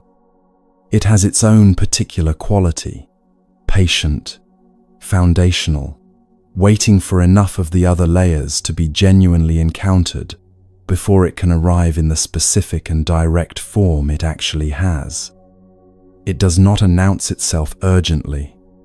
It arrives the way a thought arrives, when the mind has been sufficiently quieted for long enough that something which was always there finally has the conditions to become audible. It does not require elaborate preparation to ask. It simply requires that what has come before be genuinely inhabited, rather than merely understood, before it can be heard at the depth it actually operates at. The question is this: when does the person you have been holding in your mind actually exist? The constructed version assembled from memory, imagination, desire, and hurt runs in the mind's interior space right now, present moment activity, consuming present moment attention, and energy, available to the returning attention at any moment it decides to return. The groove follows its familiar direction, in present moment experience, each returning, requiring no conscious initiation. The residual scent persists in the ambient texture of how identity has been organizing itself, arising and passing in actual, present moment observation. All of this is occurring now, in the current moment of this listening. But the specific version of the person being held, the particular exchange being replayed with such faithfulness that the mind treats it as a live event rather than a completed recording, when does that actually exist? The exchange happened at a specific moment in time that is no longer occurring. The exact configuration of circumstances that made that moment what it was. Two people, in those particular interior states, in that particular location, with everything in each of their lives arranged exactly as it was arranged on that specific day, came together once, produced the moment it produced, and then dissolved completely. The conditions that assembled that moment have not reassembled since, and cannot reassemble, because all the components of that configuration have continued changing in the ways that living people and living circumstances always continue changing, through the ordinary and unrepeatable passage of time forward. What the mind has been replaying since that dissolution is a representation of the moment. The moment itself ended. The representation is assembled from what the mind retained of it, shaped by everything that has happened since, and reconstructed each time with the emotional coloring that the current moment of the visiting brings to the reconstruction, rather than only the coloring that was present on the original day. The moment you keep returning to is already a version of itself, carrying your current grief and your current longing woven into whatever the original actually contained. There was a monk in the community gathered around the Buddha who had been carrying a specific exchange in his mind for months, without being fully conscious of how thoroughly the present life he was living had been vacated in service of maintaining that carrying. He was not a new practitioner finding his footing in unfamiliar territory.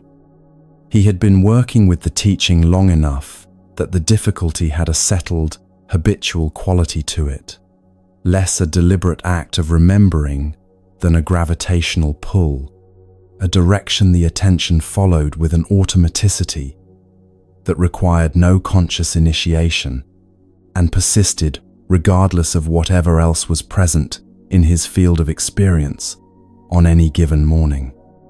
The exchange was simply there, the way weather is there, operating in the background of every other activity with a reliability that had stopped requiring his conscious cooperation some time ago, that arrived and departed on its own schedule, that produced its particular quality of pull, regardless of what else his day contained, or what quality of attention he had available on any given day to offer anything beyond it.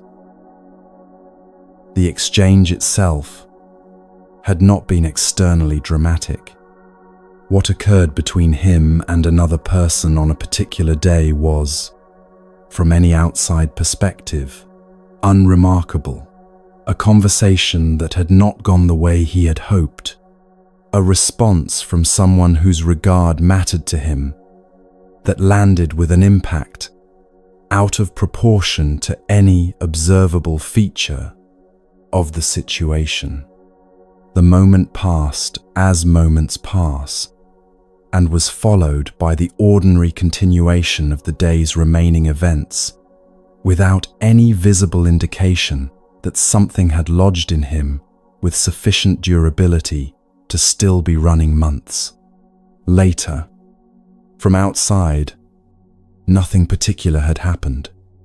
Inside, a permanent address had been established in his interior life, and his attention had been making regular and extended visits to that address ever since, spending time there that was simultaneously present moment time, because all time is present moment time as it is being lived, and organized entirely around something that was no longer occurring anywhere in actual present experience. He had applied himself to the difficulty with genuine consistency and genuine effort across those months. He had worked with the returning thought, using the graduated responses the teaching offers for thoughts that come back, regardless of understanding and regardless of intention. He had brought patient, non-forcing observation to the residual quality in the fabric of his identity, the scent that had settled into the weave through sustained proximity and required open, unhurried witnessing rather than further examination or suppression. Both of these genuine applications had produced genuine and real results, a somewhat shallower groove than before the applications began, a somewhat more spacious relationship to the ambient presence of the exchange in how he understood himself. What neither had addressed was something more foundational that he was beginning to sense without yet having the precise language for it. It was not the quality of the mind's relationship to the exchange while engaged with it, the grooves returning, the sense arising and passing. It was the structure of a life in which a past moment had become a permanent address that consumed present moment time and attention without providing anything that genuine present moment experience provides to someone actually inhabiting it. He brought this to the Buddha with the honesty available to a practitioner who has worked faithfully with a difficulty and arrived at a point where something essential still seems to be missing, without quite being able to name what the missing thing is, or where exactly it lives in the overall structure of what has been experienced and worked with. The Buddha did not ask him to describe the exchange. He did not ask about the person involved, the nature of what had been said, the circumstances of the encounter, or any of the specific details. The mind organizing itself around a difficult exchange tends to assume are the relevant territory for addressing the difficulty contained in that exchange. He asked the monk something that reoriented the entire frame of the conversation and of the difficulty within it. He asked where the exchange was right now. Where is the exchange right now? The monk understood the question, and the understanding arrived in a form that was direct and concrete, a seeing of something his attention had been systematically moving past for the entire period of the replaying. The exchange was not now. It was not in the present moment of this conversation with the Buddha, which was happening in this specific place, at this specific hour, with this specific quality of light and temperature and sound. It was not in this breath, this room, this morning. It had no presence in any dimension of current experience, except as the object of the mind's current representing of it, a present moment activity, consuming present moment attention and present moment energy, organized entirely around something that had no existence in the present moment itself. The exchange had ended on the day it happened. Everything since had been the mind's relationship to its own representation of a moment that had already, completely and irreversibly finished, and had not been occurring in any dimension of actual experience since the day it finished. The Buddha gave him a verse. It is preserved in a teaching whose title translates directly as the one who has had a single excellent night, a designation that carries, in its quiet understatement, the entire scope of what the teaching points toward. Not enlightenment in any dramatic or final sense. Not an attainment that removes all ordinary human difficulty from the texture of daily experience, or renders the practitioner immune to the returning thought or the residual scent, or the mind's habitual movement toward familiar territory. A single excellent night, one night in which a person genuinely lives the hours they have been given, rather than spending them primarily at temporal addresses that are not where the hours actually are. The verse is brief, and the brevity is itself part of the teaching. Do not chase the past. Do not long for the future. The past is gone. The future has not come. See clearly the phenomenon present in the here and now, unwavering, unshaken, knowing it. Cultivate that. Today, the effort must be made. Who knows?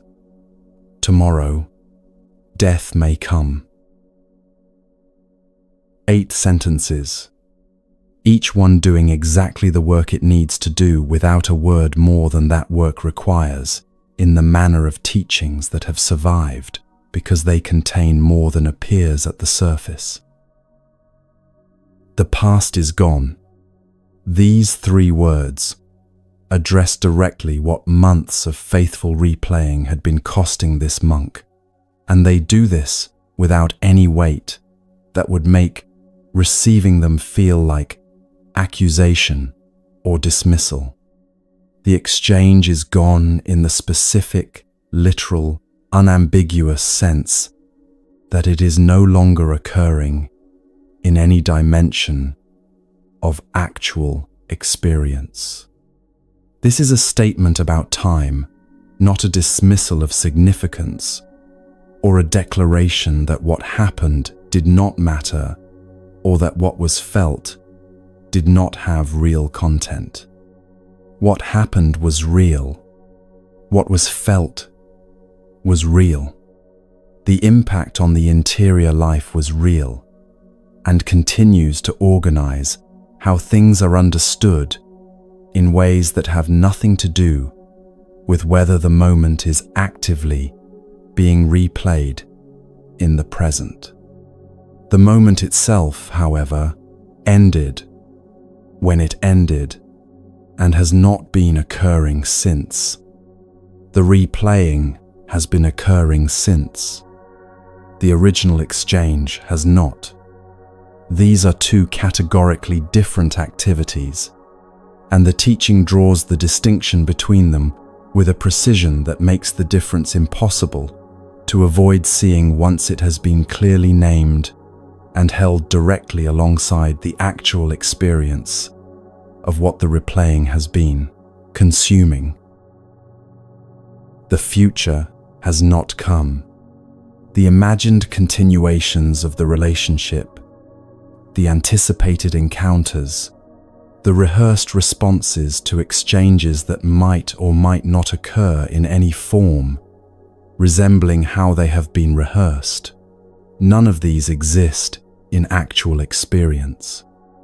They are constructions assembled in present moment time, from materials available in present moment experience, projected into a dimension of time that has not yet arrived, and may not arrive in the form of the projection regardless of how carefully and thoroughly the projection has been rendered.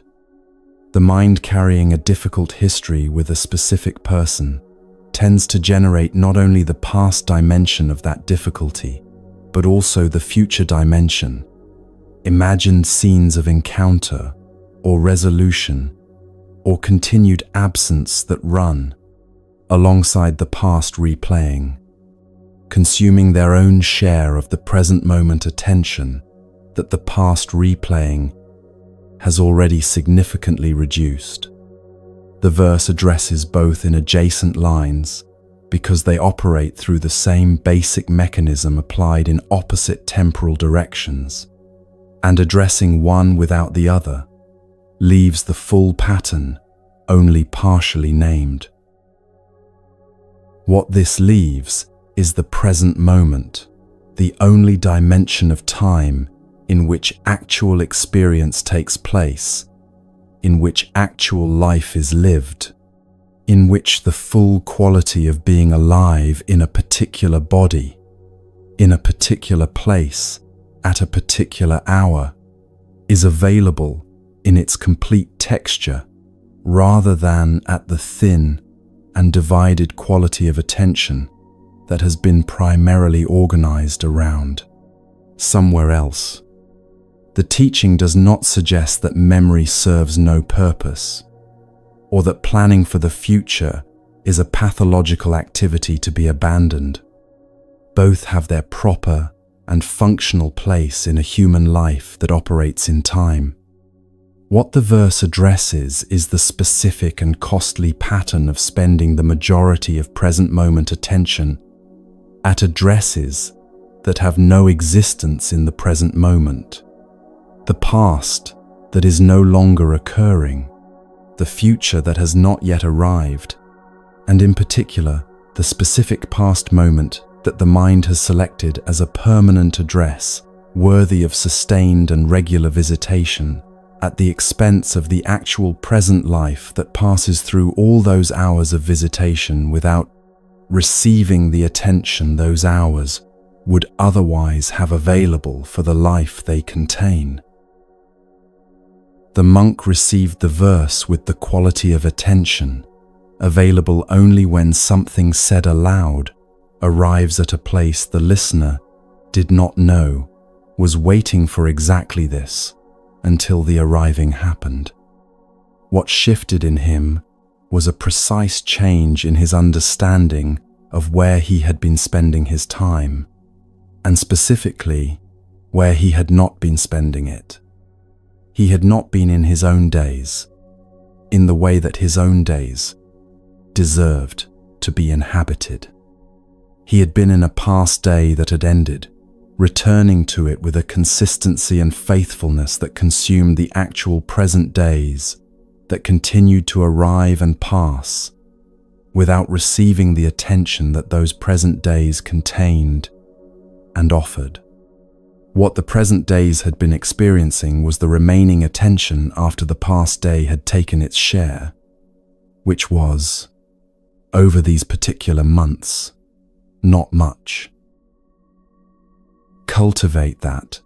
The verse's instruction is the most practical element of the teaching, and what it asks for is specific and immediately available, without preparation or special conditions.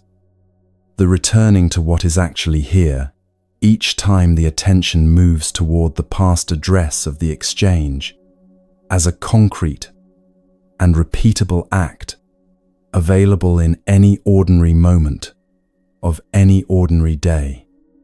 The texture of the breath entering and leaving the body right now, the specific temperature of the air, the feeling of it moving through the nostrils, the slight expansion of the chest or belly as the inhale arrives, the gentle settling as the exhale moves through, the physical sensation of whatever surface, temperature, or pressure is in contact with the body in this specific and current moment.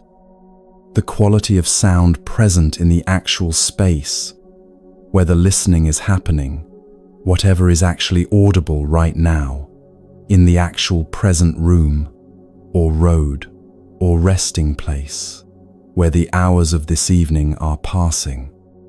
The direct sensory quality of being here, in this actual moment, rather than a concept held about being here. These are available continuously, requiring no special conditions for their availability, ready to receive the attention. In whatever ordinary moment, the attention becomes available to offer itself to them. Each return of attention to what is actually present is also, without any additional effort, a moment in which the past address is not being maintained. The attention cannot simultaneously be fully present in the texture of this specific breath and fully occupied in replaying a moment that has no existence in this breath. Each genuine return to the present, even a brief one, even one followed almost immediately by the mind's departure, again toward the familiar territory of the exchange, provides a genuine moment of the excellent night the teaching's title names as something worth aspiring to. Even a single such moment counts. Each one is evidence, gathered through direct experience, rather than concept, that the present is actually here, that it has a quality worth inhabiting, that the excellent night is available in any moment. The attention arrives genuinely at what is actually present. Now bring this directly into the experience of the person you have been holding through these hours of listening. The living person continues somewhere in the world right now, having the experiences and making the small decisions of a life that has been proceeding since the moment the mind keeps returning to, with all the organic and unrepeatable continuity of a life lived forward in time, without access to any script for where the living is heading. They are not who they were in the moment, frozen in the mind's faithful replication. They have had their own subsequent experiences across the days and months since the moment that constitutes the mind's preferred address, their own encounters that shifted understanding in ways that cannot be tracked from a vantage point located in an earlier moment of their development. The specific configuration of this person that the mind has been holding is a particular arrangement of them at a particular stage of their continuing development. That arrangement has continued rearranging itself through the ordinary passage of lived time, as all living people continue rearranging through the ordinary passage of lived time, without announcement, without reference to how they were configured in any previous arrangement, and without any awareness of being held in a particular prior form inside someone else's mind.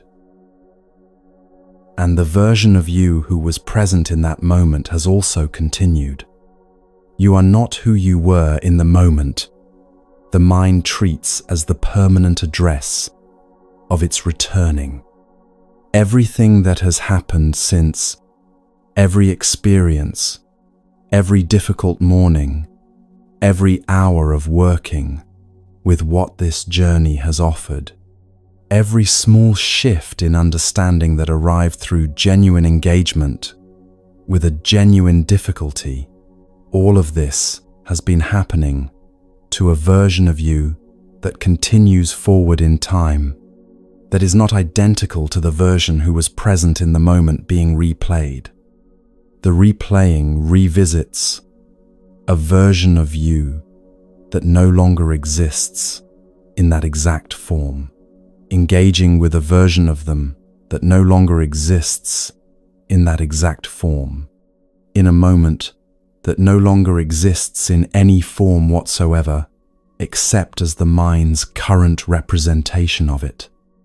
What is being held with such faithfulness is a kind of historical photograph of two people who have both continued living since the photograph was taken, in directions that the photograph cannot contain or anticipate.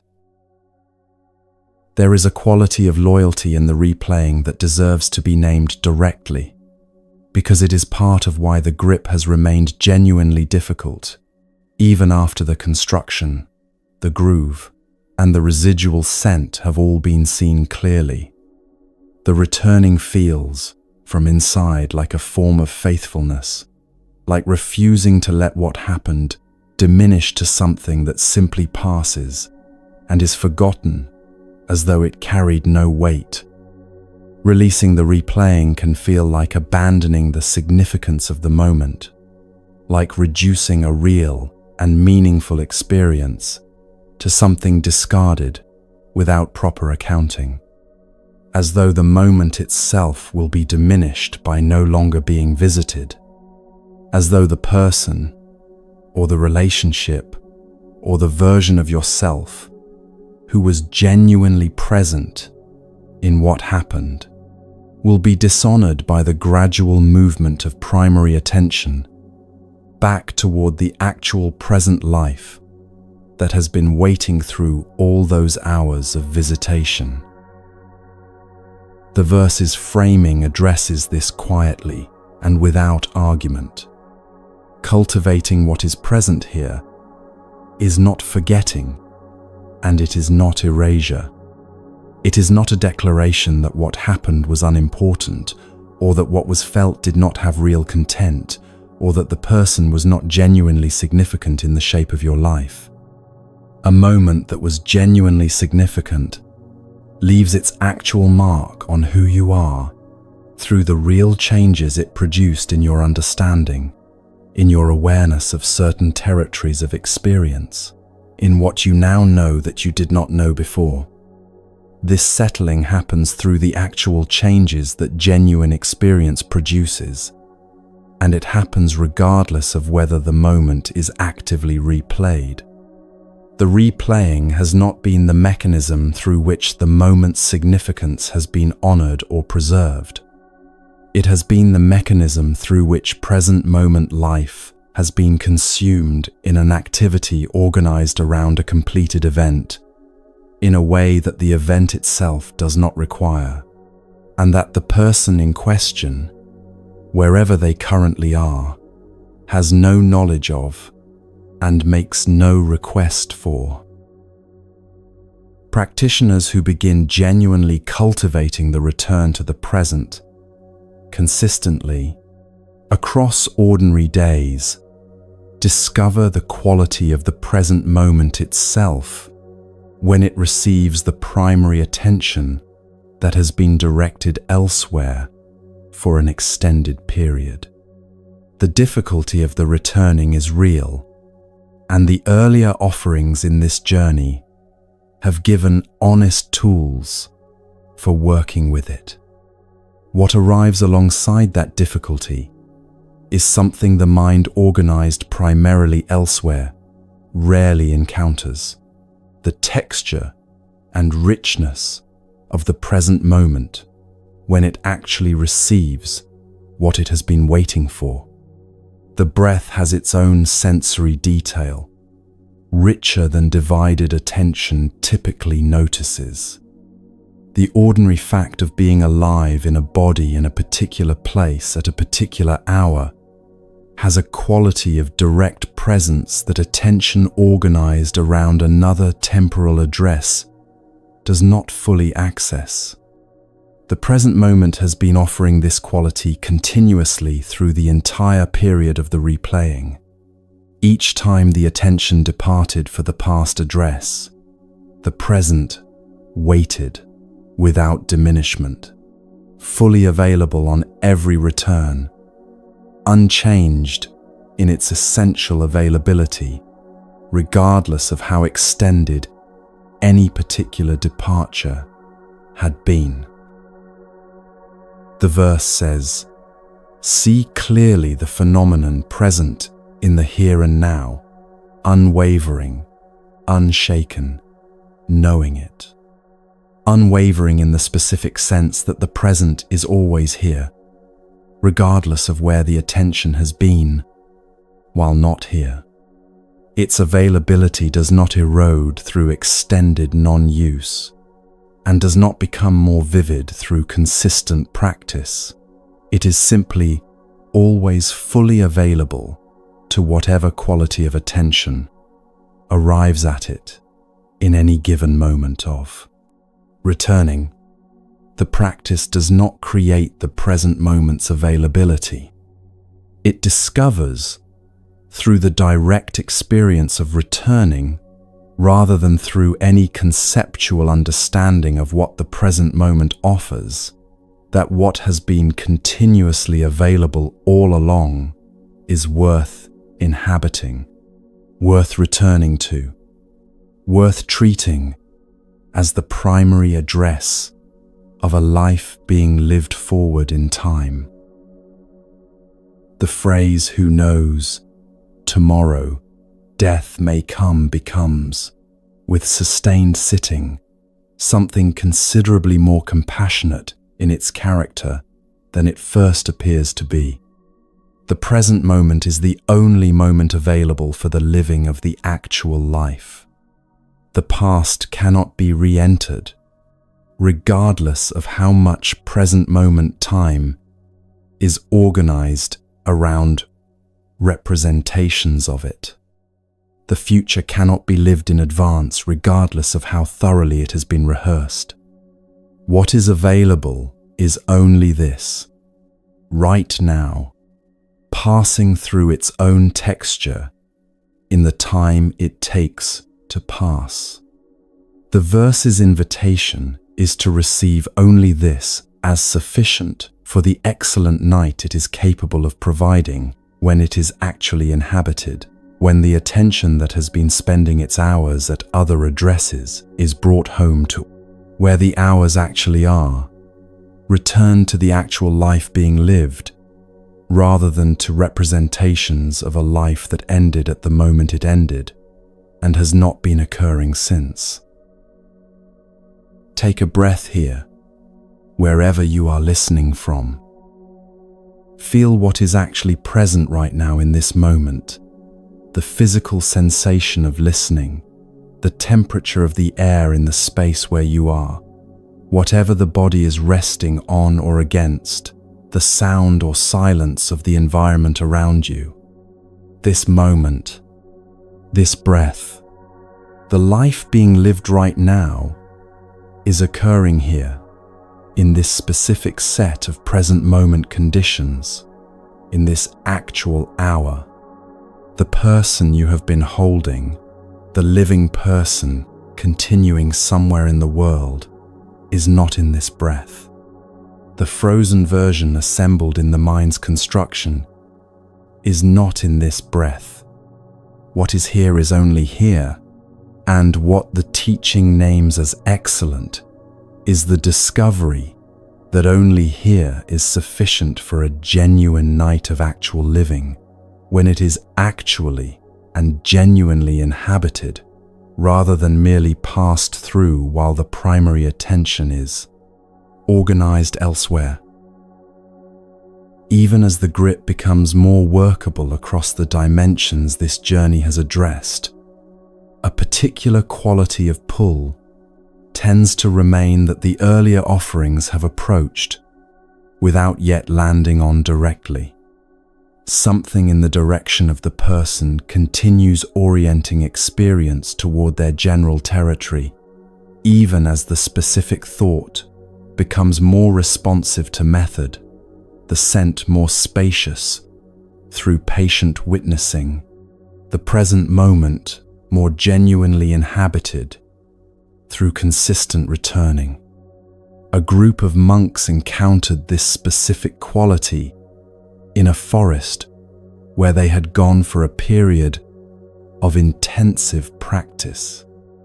They arrived expecting the stillness of an undisturbed environment and found instead a presence they could not name and could not manage through any of the understanding they had brought with them.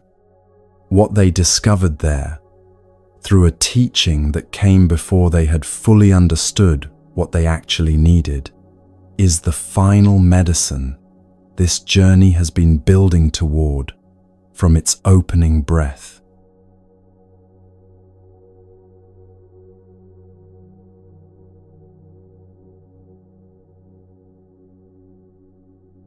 There is something the mind does when a thought keeps returning that feels like the natural and appropriate response to something unwanted, making repeated appearances without permission. It pushes back. The returning thought arrives, and the mind contracts around the arrival with a quality of opposition, a tightening toward the presence of something it has already decided it does not want to be hosting. The opposition feels correct. It feels like what the situation requires. When something you have clearly identified as unwanted continues presenting itself with patient indifference to your identification of it as unwanted, the thought keeps coming, so you keep pushing with the kind of firm and consistent resistance that any reasonable person applies to something they have decided they would genuinely prefer not to have occupying the space it keeps occupying. And the thought remains central. This quality of the grip, the way resistance sustains exactly what it is resisting, is what the recognition of the construction, the graduated method for the returning thought, the patient witnessing of the residual scent, and the cultivation of the present moment have each approached without landing on it directly. Those offerings work with how the mind relates to the thought while engaged with it. This final teaching works at the meeting point between the mind and the thought's arrival, at the precise moment when the thought presents itself and something moves to receive it, and it offers the most unexpected medicine of this entire journey, because it asks for the opposite of what every instinct says the situation requires. When what meets the arriving thought is resistance, the grip tightens. Any sustained opposition to something maintains that something as the organizing feature of the opposing mind's experience, keeping it central, keeping it present, keeping the mental furniture arranged around the project of its removal in a way that makes removal the primary activity and the thought the primary object. This is a form of sustained attention that differs from the returning thought primarily in its emotional coloring rather than in the fundamental structure of what it is doing with the presence it opposes. You are still organized around them. The resistance ensures it. A group of monks discovered this with a directness that left no room for comfortable distance from the discovery. They had traveled to a forest at the foot of the Himalayan range to spend their rains retreat, the period each year when wandering practitioners settled in one place for an extended season of focused practice, away from the ordinary movement and social complexity of teaching life. The forest was remote, which was what they wanted. The conditions were materially good, water nearby, shelter adequate, the ordinary logistical concerns of retreat life, manageable without excessive distraction from the practice itself. They arrived with genuine intention, and settled in with the specific quality of hope that accompanies arriving at a place chosen deliberately for what it promises, by way of undisturbed internal work. The forest was not undisturbed. It was inhabited by tree spirits, presences that had lived in those trees for longer than anyone could know.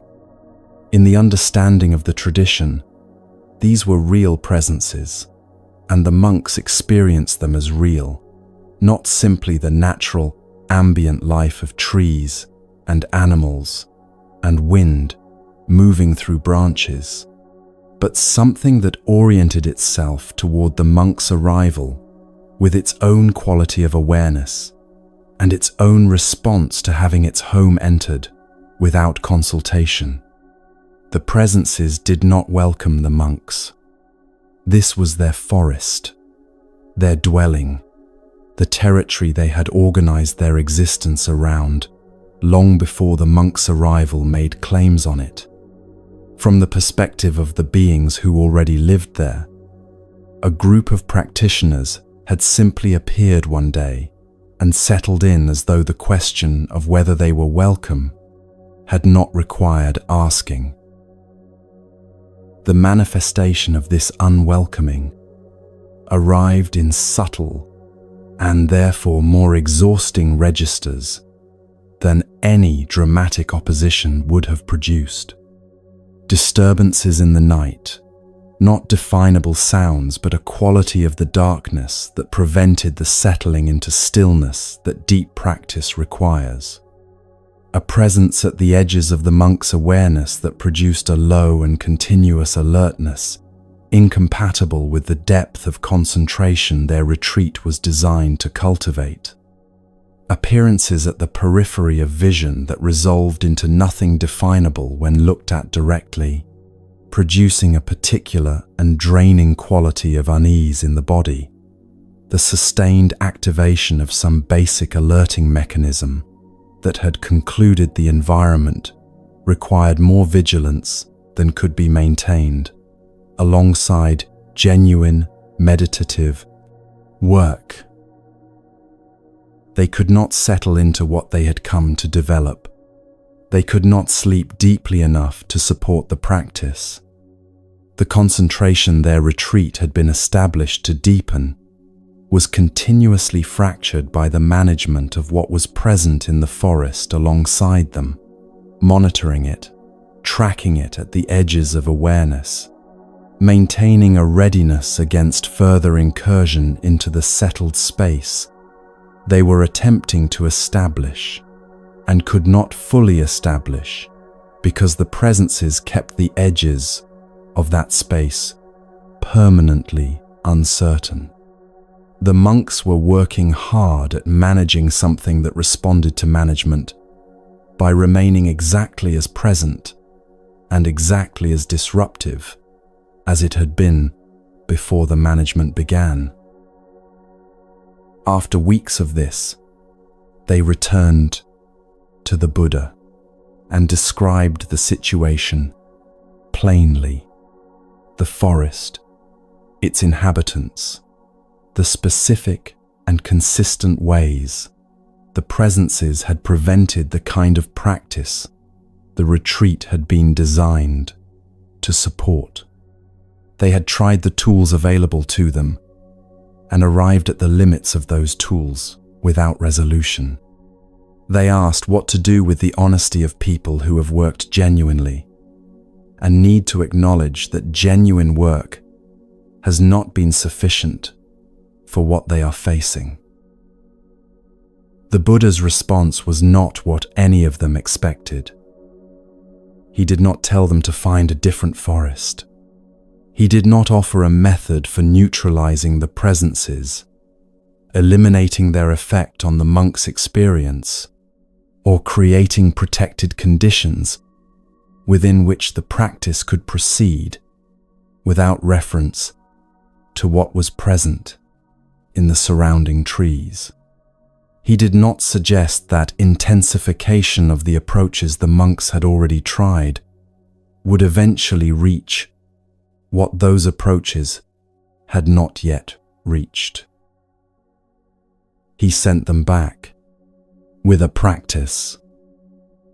As they walked back into that forest, and as they settled for meditation each evening, and as they woke in the nights when the presences made themselves felt, they were to send those presences genuine goodwill, not as a technique designed to produce the specific outcome of the presences becoming less disruptive, not as a strategic gesture toward beings they privately continued to regard as obstacles to what they had come to the forest to accomplish, as a genuine wish, freely extended to beings who existed in that forest, with their own form of life, and their own relationship to what the forest meant, and their own responses to having that relationship disrupted by arrivals who had given them no notice and sought no permission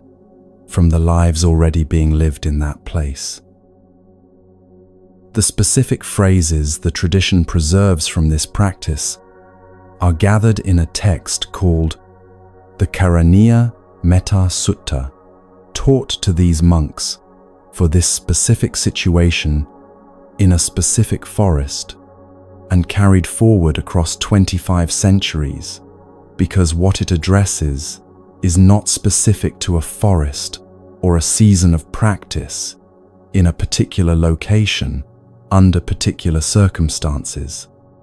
What it addresses is the fundamental question of what the mind does when it encounters a presence it has decided it does not want, and what becomes genuinely available when that fundamental stance toward the presence changes.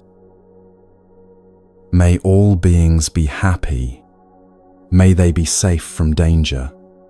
May they be healthy and strong. May they live with ease.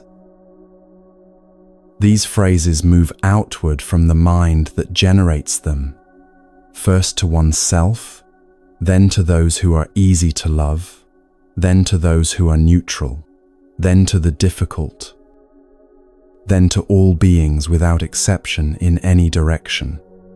The difficult category is where the monk's experience with the tree spirits lives, and where your experience with the person you cannot release lives also.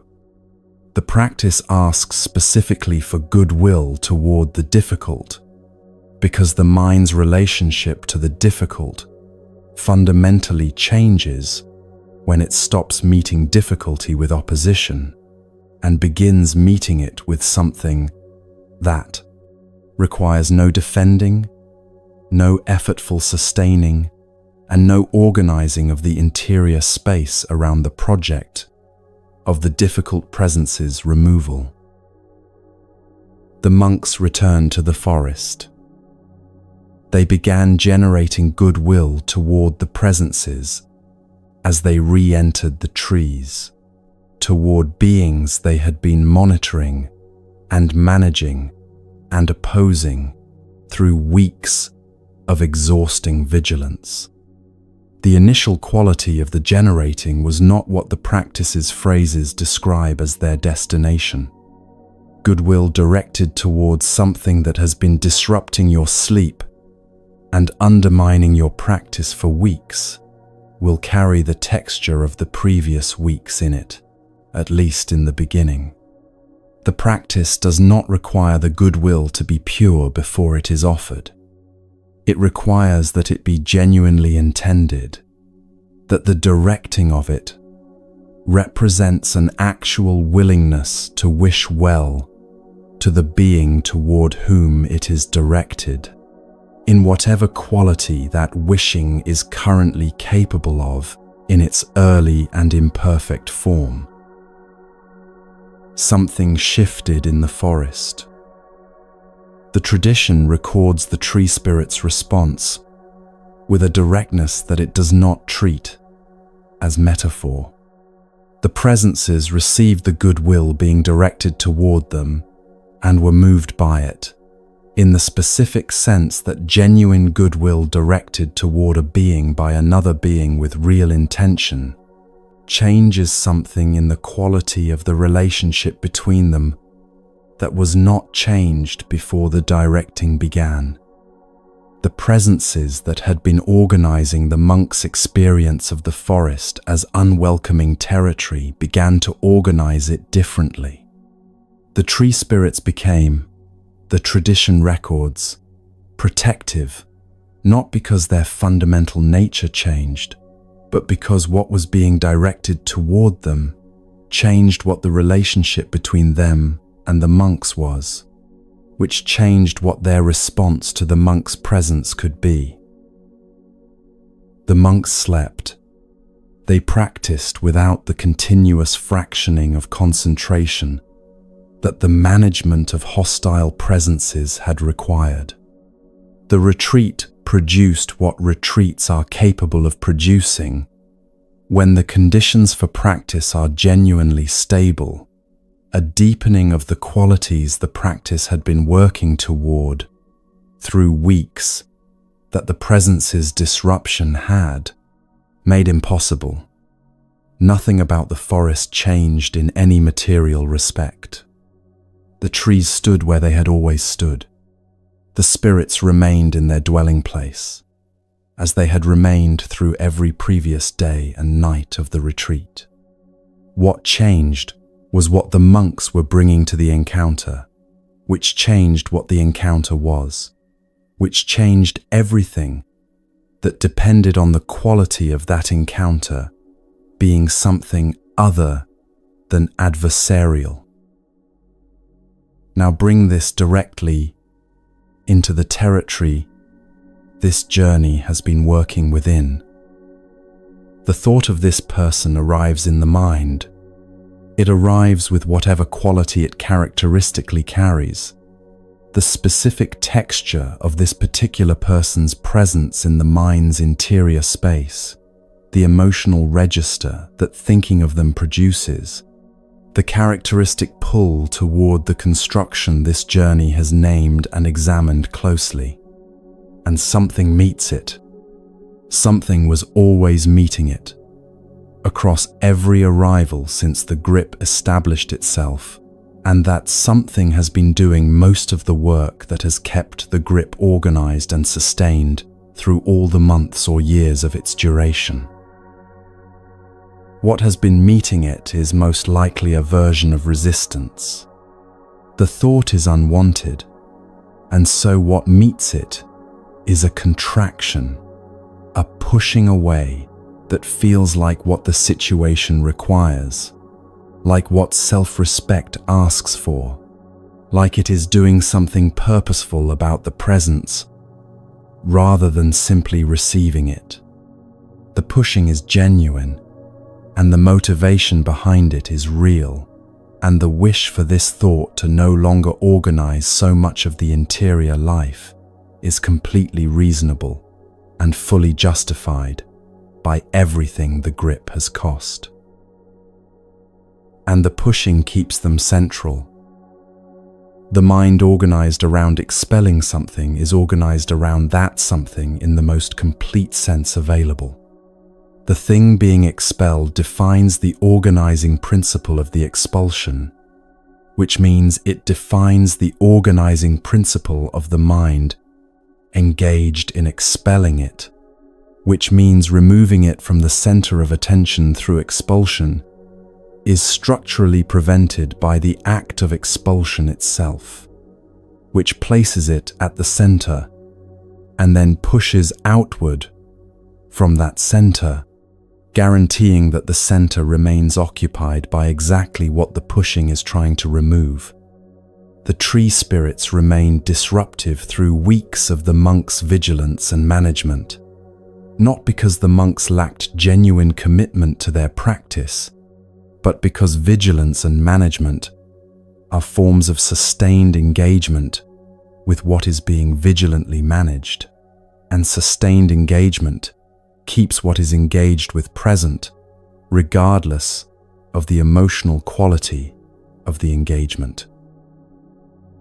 The practice the Buddha offered changes what meets the thought's arrival.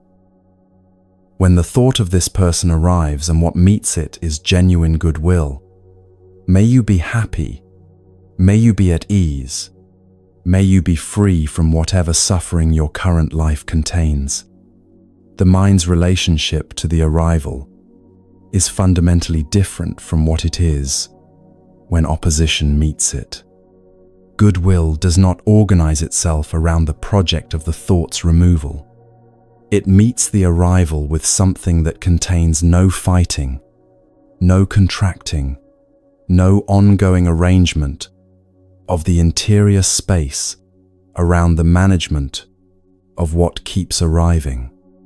And in the absence of that fighting and contracting, the thought finds nothing to sustain itself against, because part of what sustains the returning thought across time is the very structure of organized opposition that has been consistently there to meet it.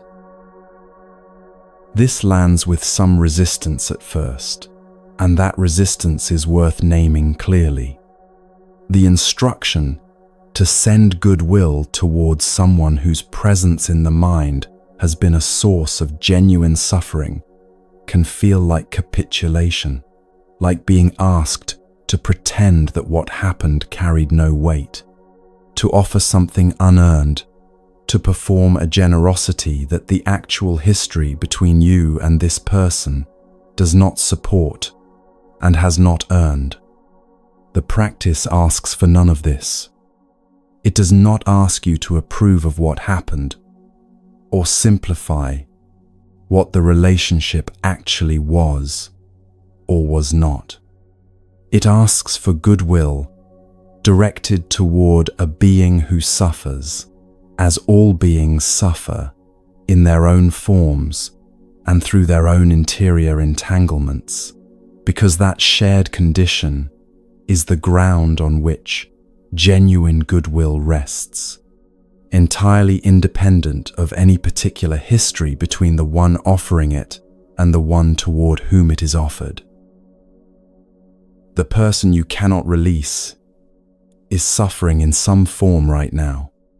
You do not know the specific form because you do not have access to their current life, except through the construction the mind has built from prior knowledge of an earlier version of them. The general fact of their suffering requires no specific knowledge to affirm. They are a human being living a human life, which means they encounter fear and loss and disappointment and the difficulty of being alive in circumstances that do not consistently cooperate with what is hoped for. Wishing them well in that suffering, genuinely, without requiring them to have earned the wishing through any demonstrated recognition of what you have been carrying, is the ground the practice stands on and returns to on every occasion of its offering. May you be happy. May you be safe from the particular dangers your own life presents to you right now. May you be healthy and strong. May you live with ease. These phrases directed toward this specific person who has occupied so much interior space do not require you to have resolved everything that their presence in that space represents. They do not require forgiveness as a completed act, or acceptance as a finished condition, or peace as a state already fully established before the practice can begin. They require the genuine intention to wish well to a being who suffers as you suffer, in whatever quality that intention is capable of, in its current and still developing form. The monks practicing in the forest did not immediately feel warm toward presences that had been disrupting their sleep for weeks. The practice does not promise warmth as its first product. It offers the genuine intention as the practice itself and allows whatever quality of genuine feeling develops through consistent offering to arrive at its own pace through the practice, rather than being required in advance as a prerequisite for beginning. The consistency of the offering across actual occasions when the thought arrives is what allows the practice to develop toward its fuller quality over real time. Each occasion of offering, each thought met with the intention of goodwill rather than the habitual contraction of resistance, is one instance of re-entering the forest and extending the practice toward the presences who inhabit it. The relationship changes through the accumulation of those instances, not through a single instance of sufficient emotional intensity that resolves everything in one dramatic movement. What the monks found across the days of the practice was that their experience of the environment changed without the environment's objective features changing in any material respect. The forest remained what it had always been. The presences remained in their trees. What changed was the quality of the meeting between the monks and the forest's other inhabitants, which changed what the encounter was, which changed what the experience of being in that forest was, which changed everything that depended on those conditions being stable enough for the practice to actually proceed. The presences that had been the source of disruption became, through the change in what the monks were bringing to the encounter, something that no longer disrupted. The forest did not change. What was brought into it changed, and that change was sufficient to change everything. The thought of this person will continue to arrive. The practice does not promise that it will stop arriving, or that the arriving will become consistently comfortable, or that the history between you and this person will be simplified into something tidier than what it actually has been. What it offers is more modest and more real, that what meets the arriving can change, that the relationship between your mind and this person's presence in it is not permanently fixed by the history that established the presence, however long that history extends, that the meeting point, the precise moment when the thought presents itself and something moves to receive it, is where the possibility of genuine release actually lives, because release happens not when the thought is expelled through sufficient force of will, but when what meets the thought no longer feeds the grip that has been sustaining itself, partly through the energy of the opposition directed at it. The tree spirits in that Himalayan forest did not change their nature. They were what they had always been, presences with their own form of awareness, their own relationship to the territory they inhabited, their own responses to what arrived in that territory without consultation. The monks did not eliminate them, did not defeat them, did not neutralize them through any technique designed to make them less present or less real.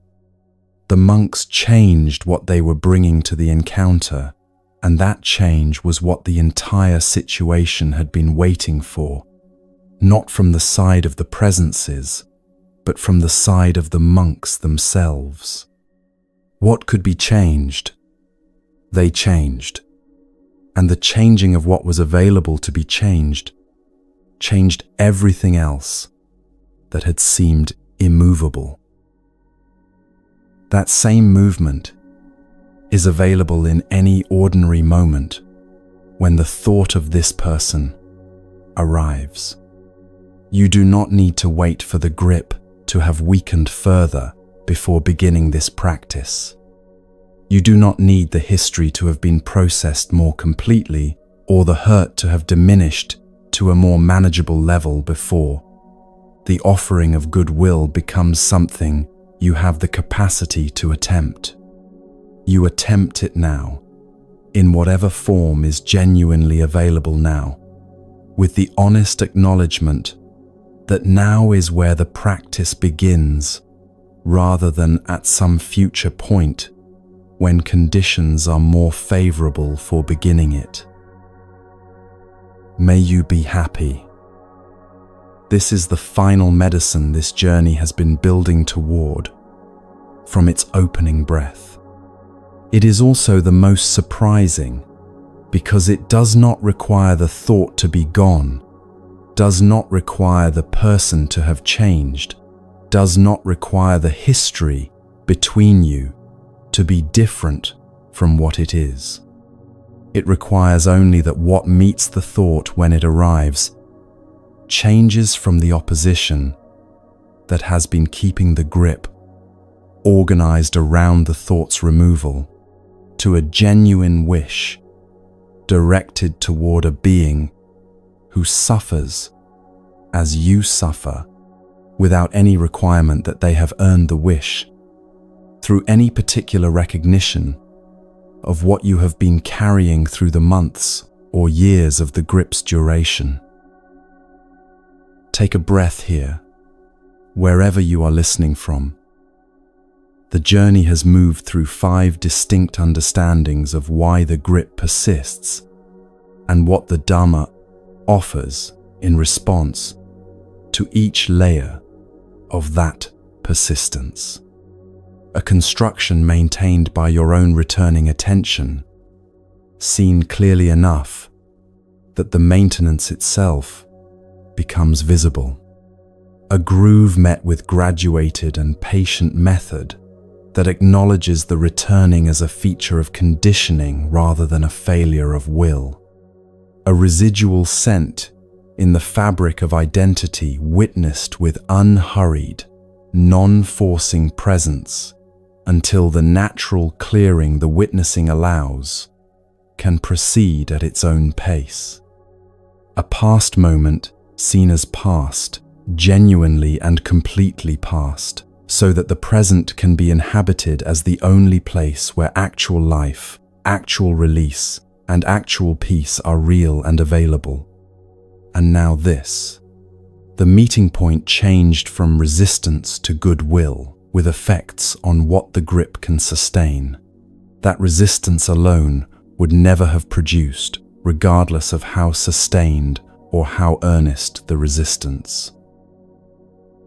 All 5 of these are available to you in any ordinary moment, without special conditions, and without requiring you to be further along than you currently are. The releasing they point toward is not a destination that must be reached completely before anything of value has occurred. It is happening in real time, in each ordinary moment, when one of these understandings is genuinely brought to where the grip lives and what the grip is doing. Each moment of clear seeing, each graduated response to the returning thought, each instance of patient witnessing, each genuine return to what is actually present, each 4 phrases of goodwill directed toward the person whose thought arrives without permission. Each of these is the releasing, occurring incrementally in the actual hours of an actual life being lived forward through whatever comes next. Something becomes available when all 5 of these understandings have been genuinely inhabited rather than merely received, something quieter than any of the 5 teachings individually. That tends to arrive not as a dramatic shift, but as a gradual change in the overall texture of interior life, the way the quality of a room changes when a window that has been closed for a long time is finally opened, and the air that enters is simply the ordinary air outside, which has been there all along, waiting without urgency for the window to become available to it. What that quality is, and what the tradition says about the life that becomes possible once the grip has genuinely and progressively released its hold, is where this journey arrives next.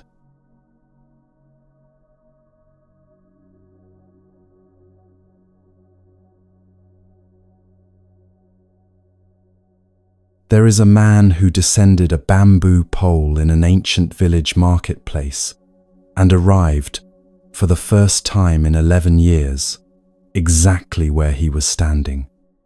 You have traveled the same distance tonight, through different territory, but toward the same arrival. The grip was never simple, and this journey honored that. You saw what you were actually holding and what it was made of. You found 5 ways to work with the thought that returned regardless of understanding. You sat with the scent that outlasted the washing and gave it the patient witnessing it had always required.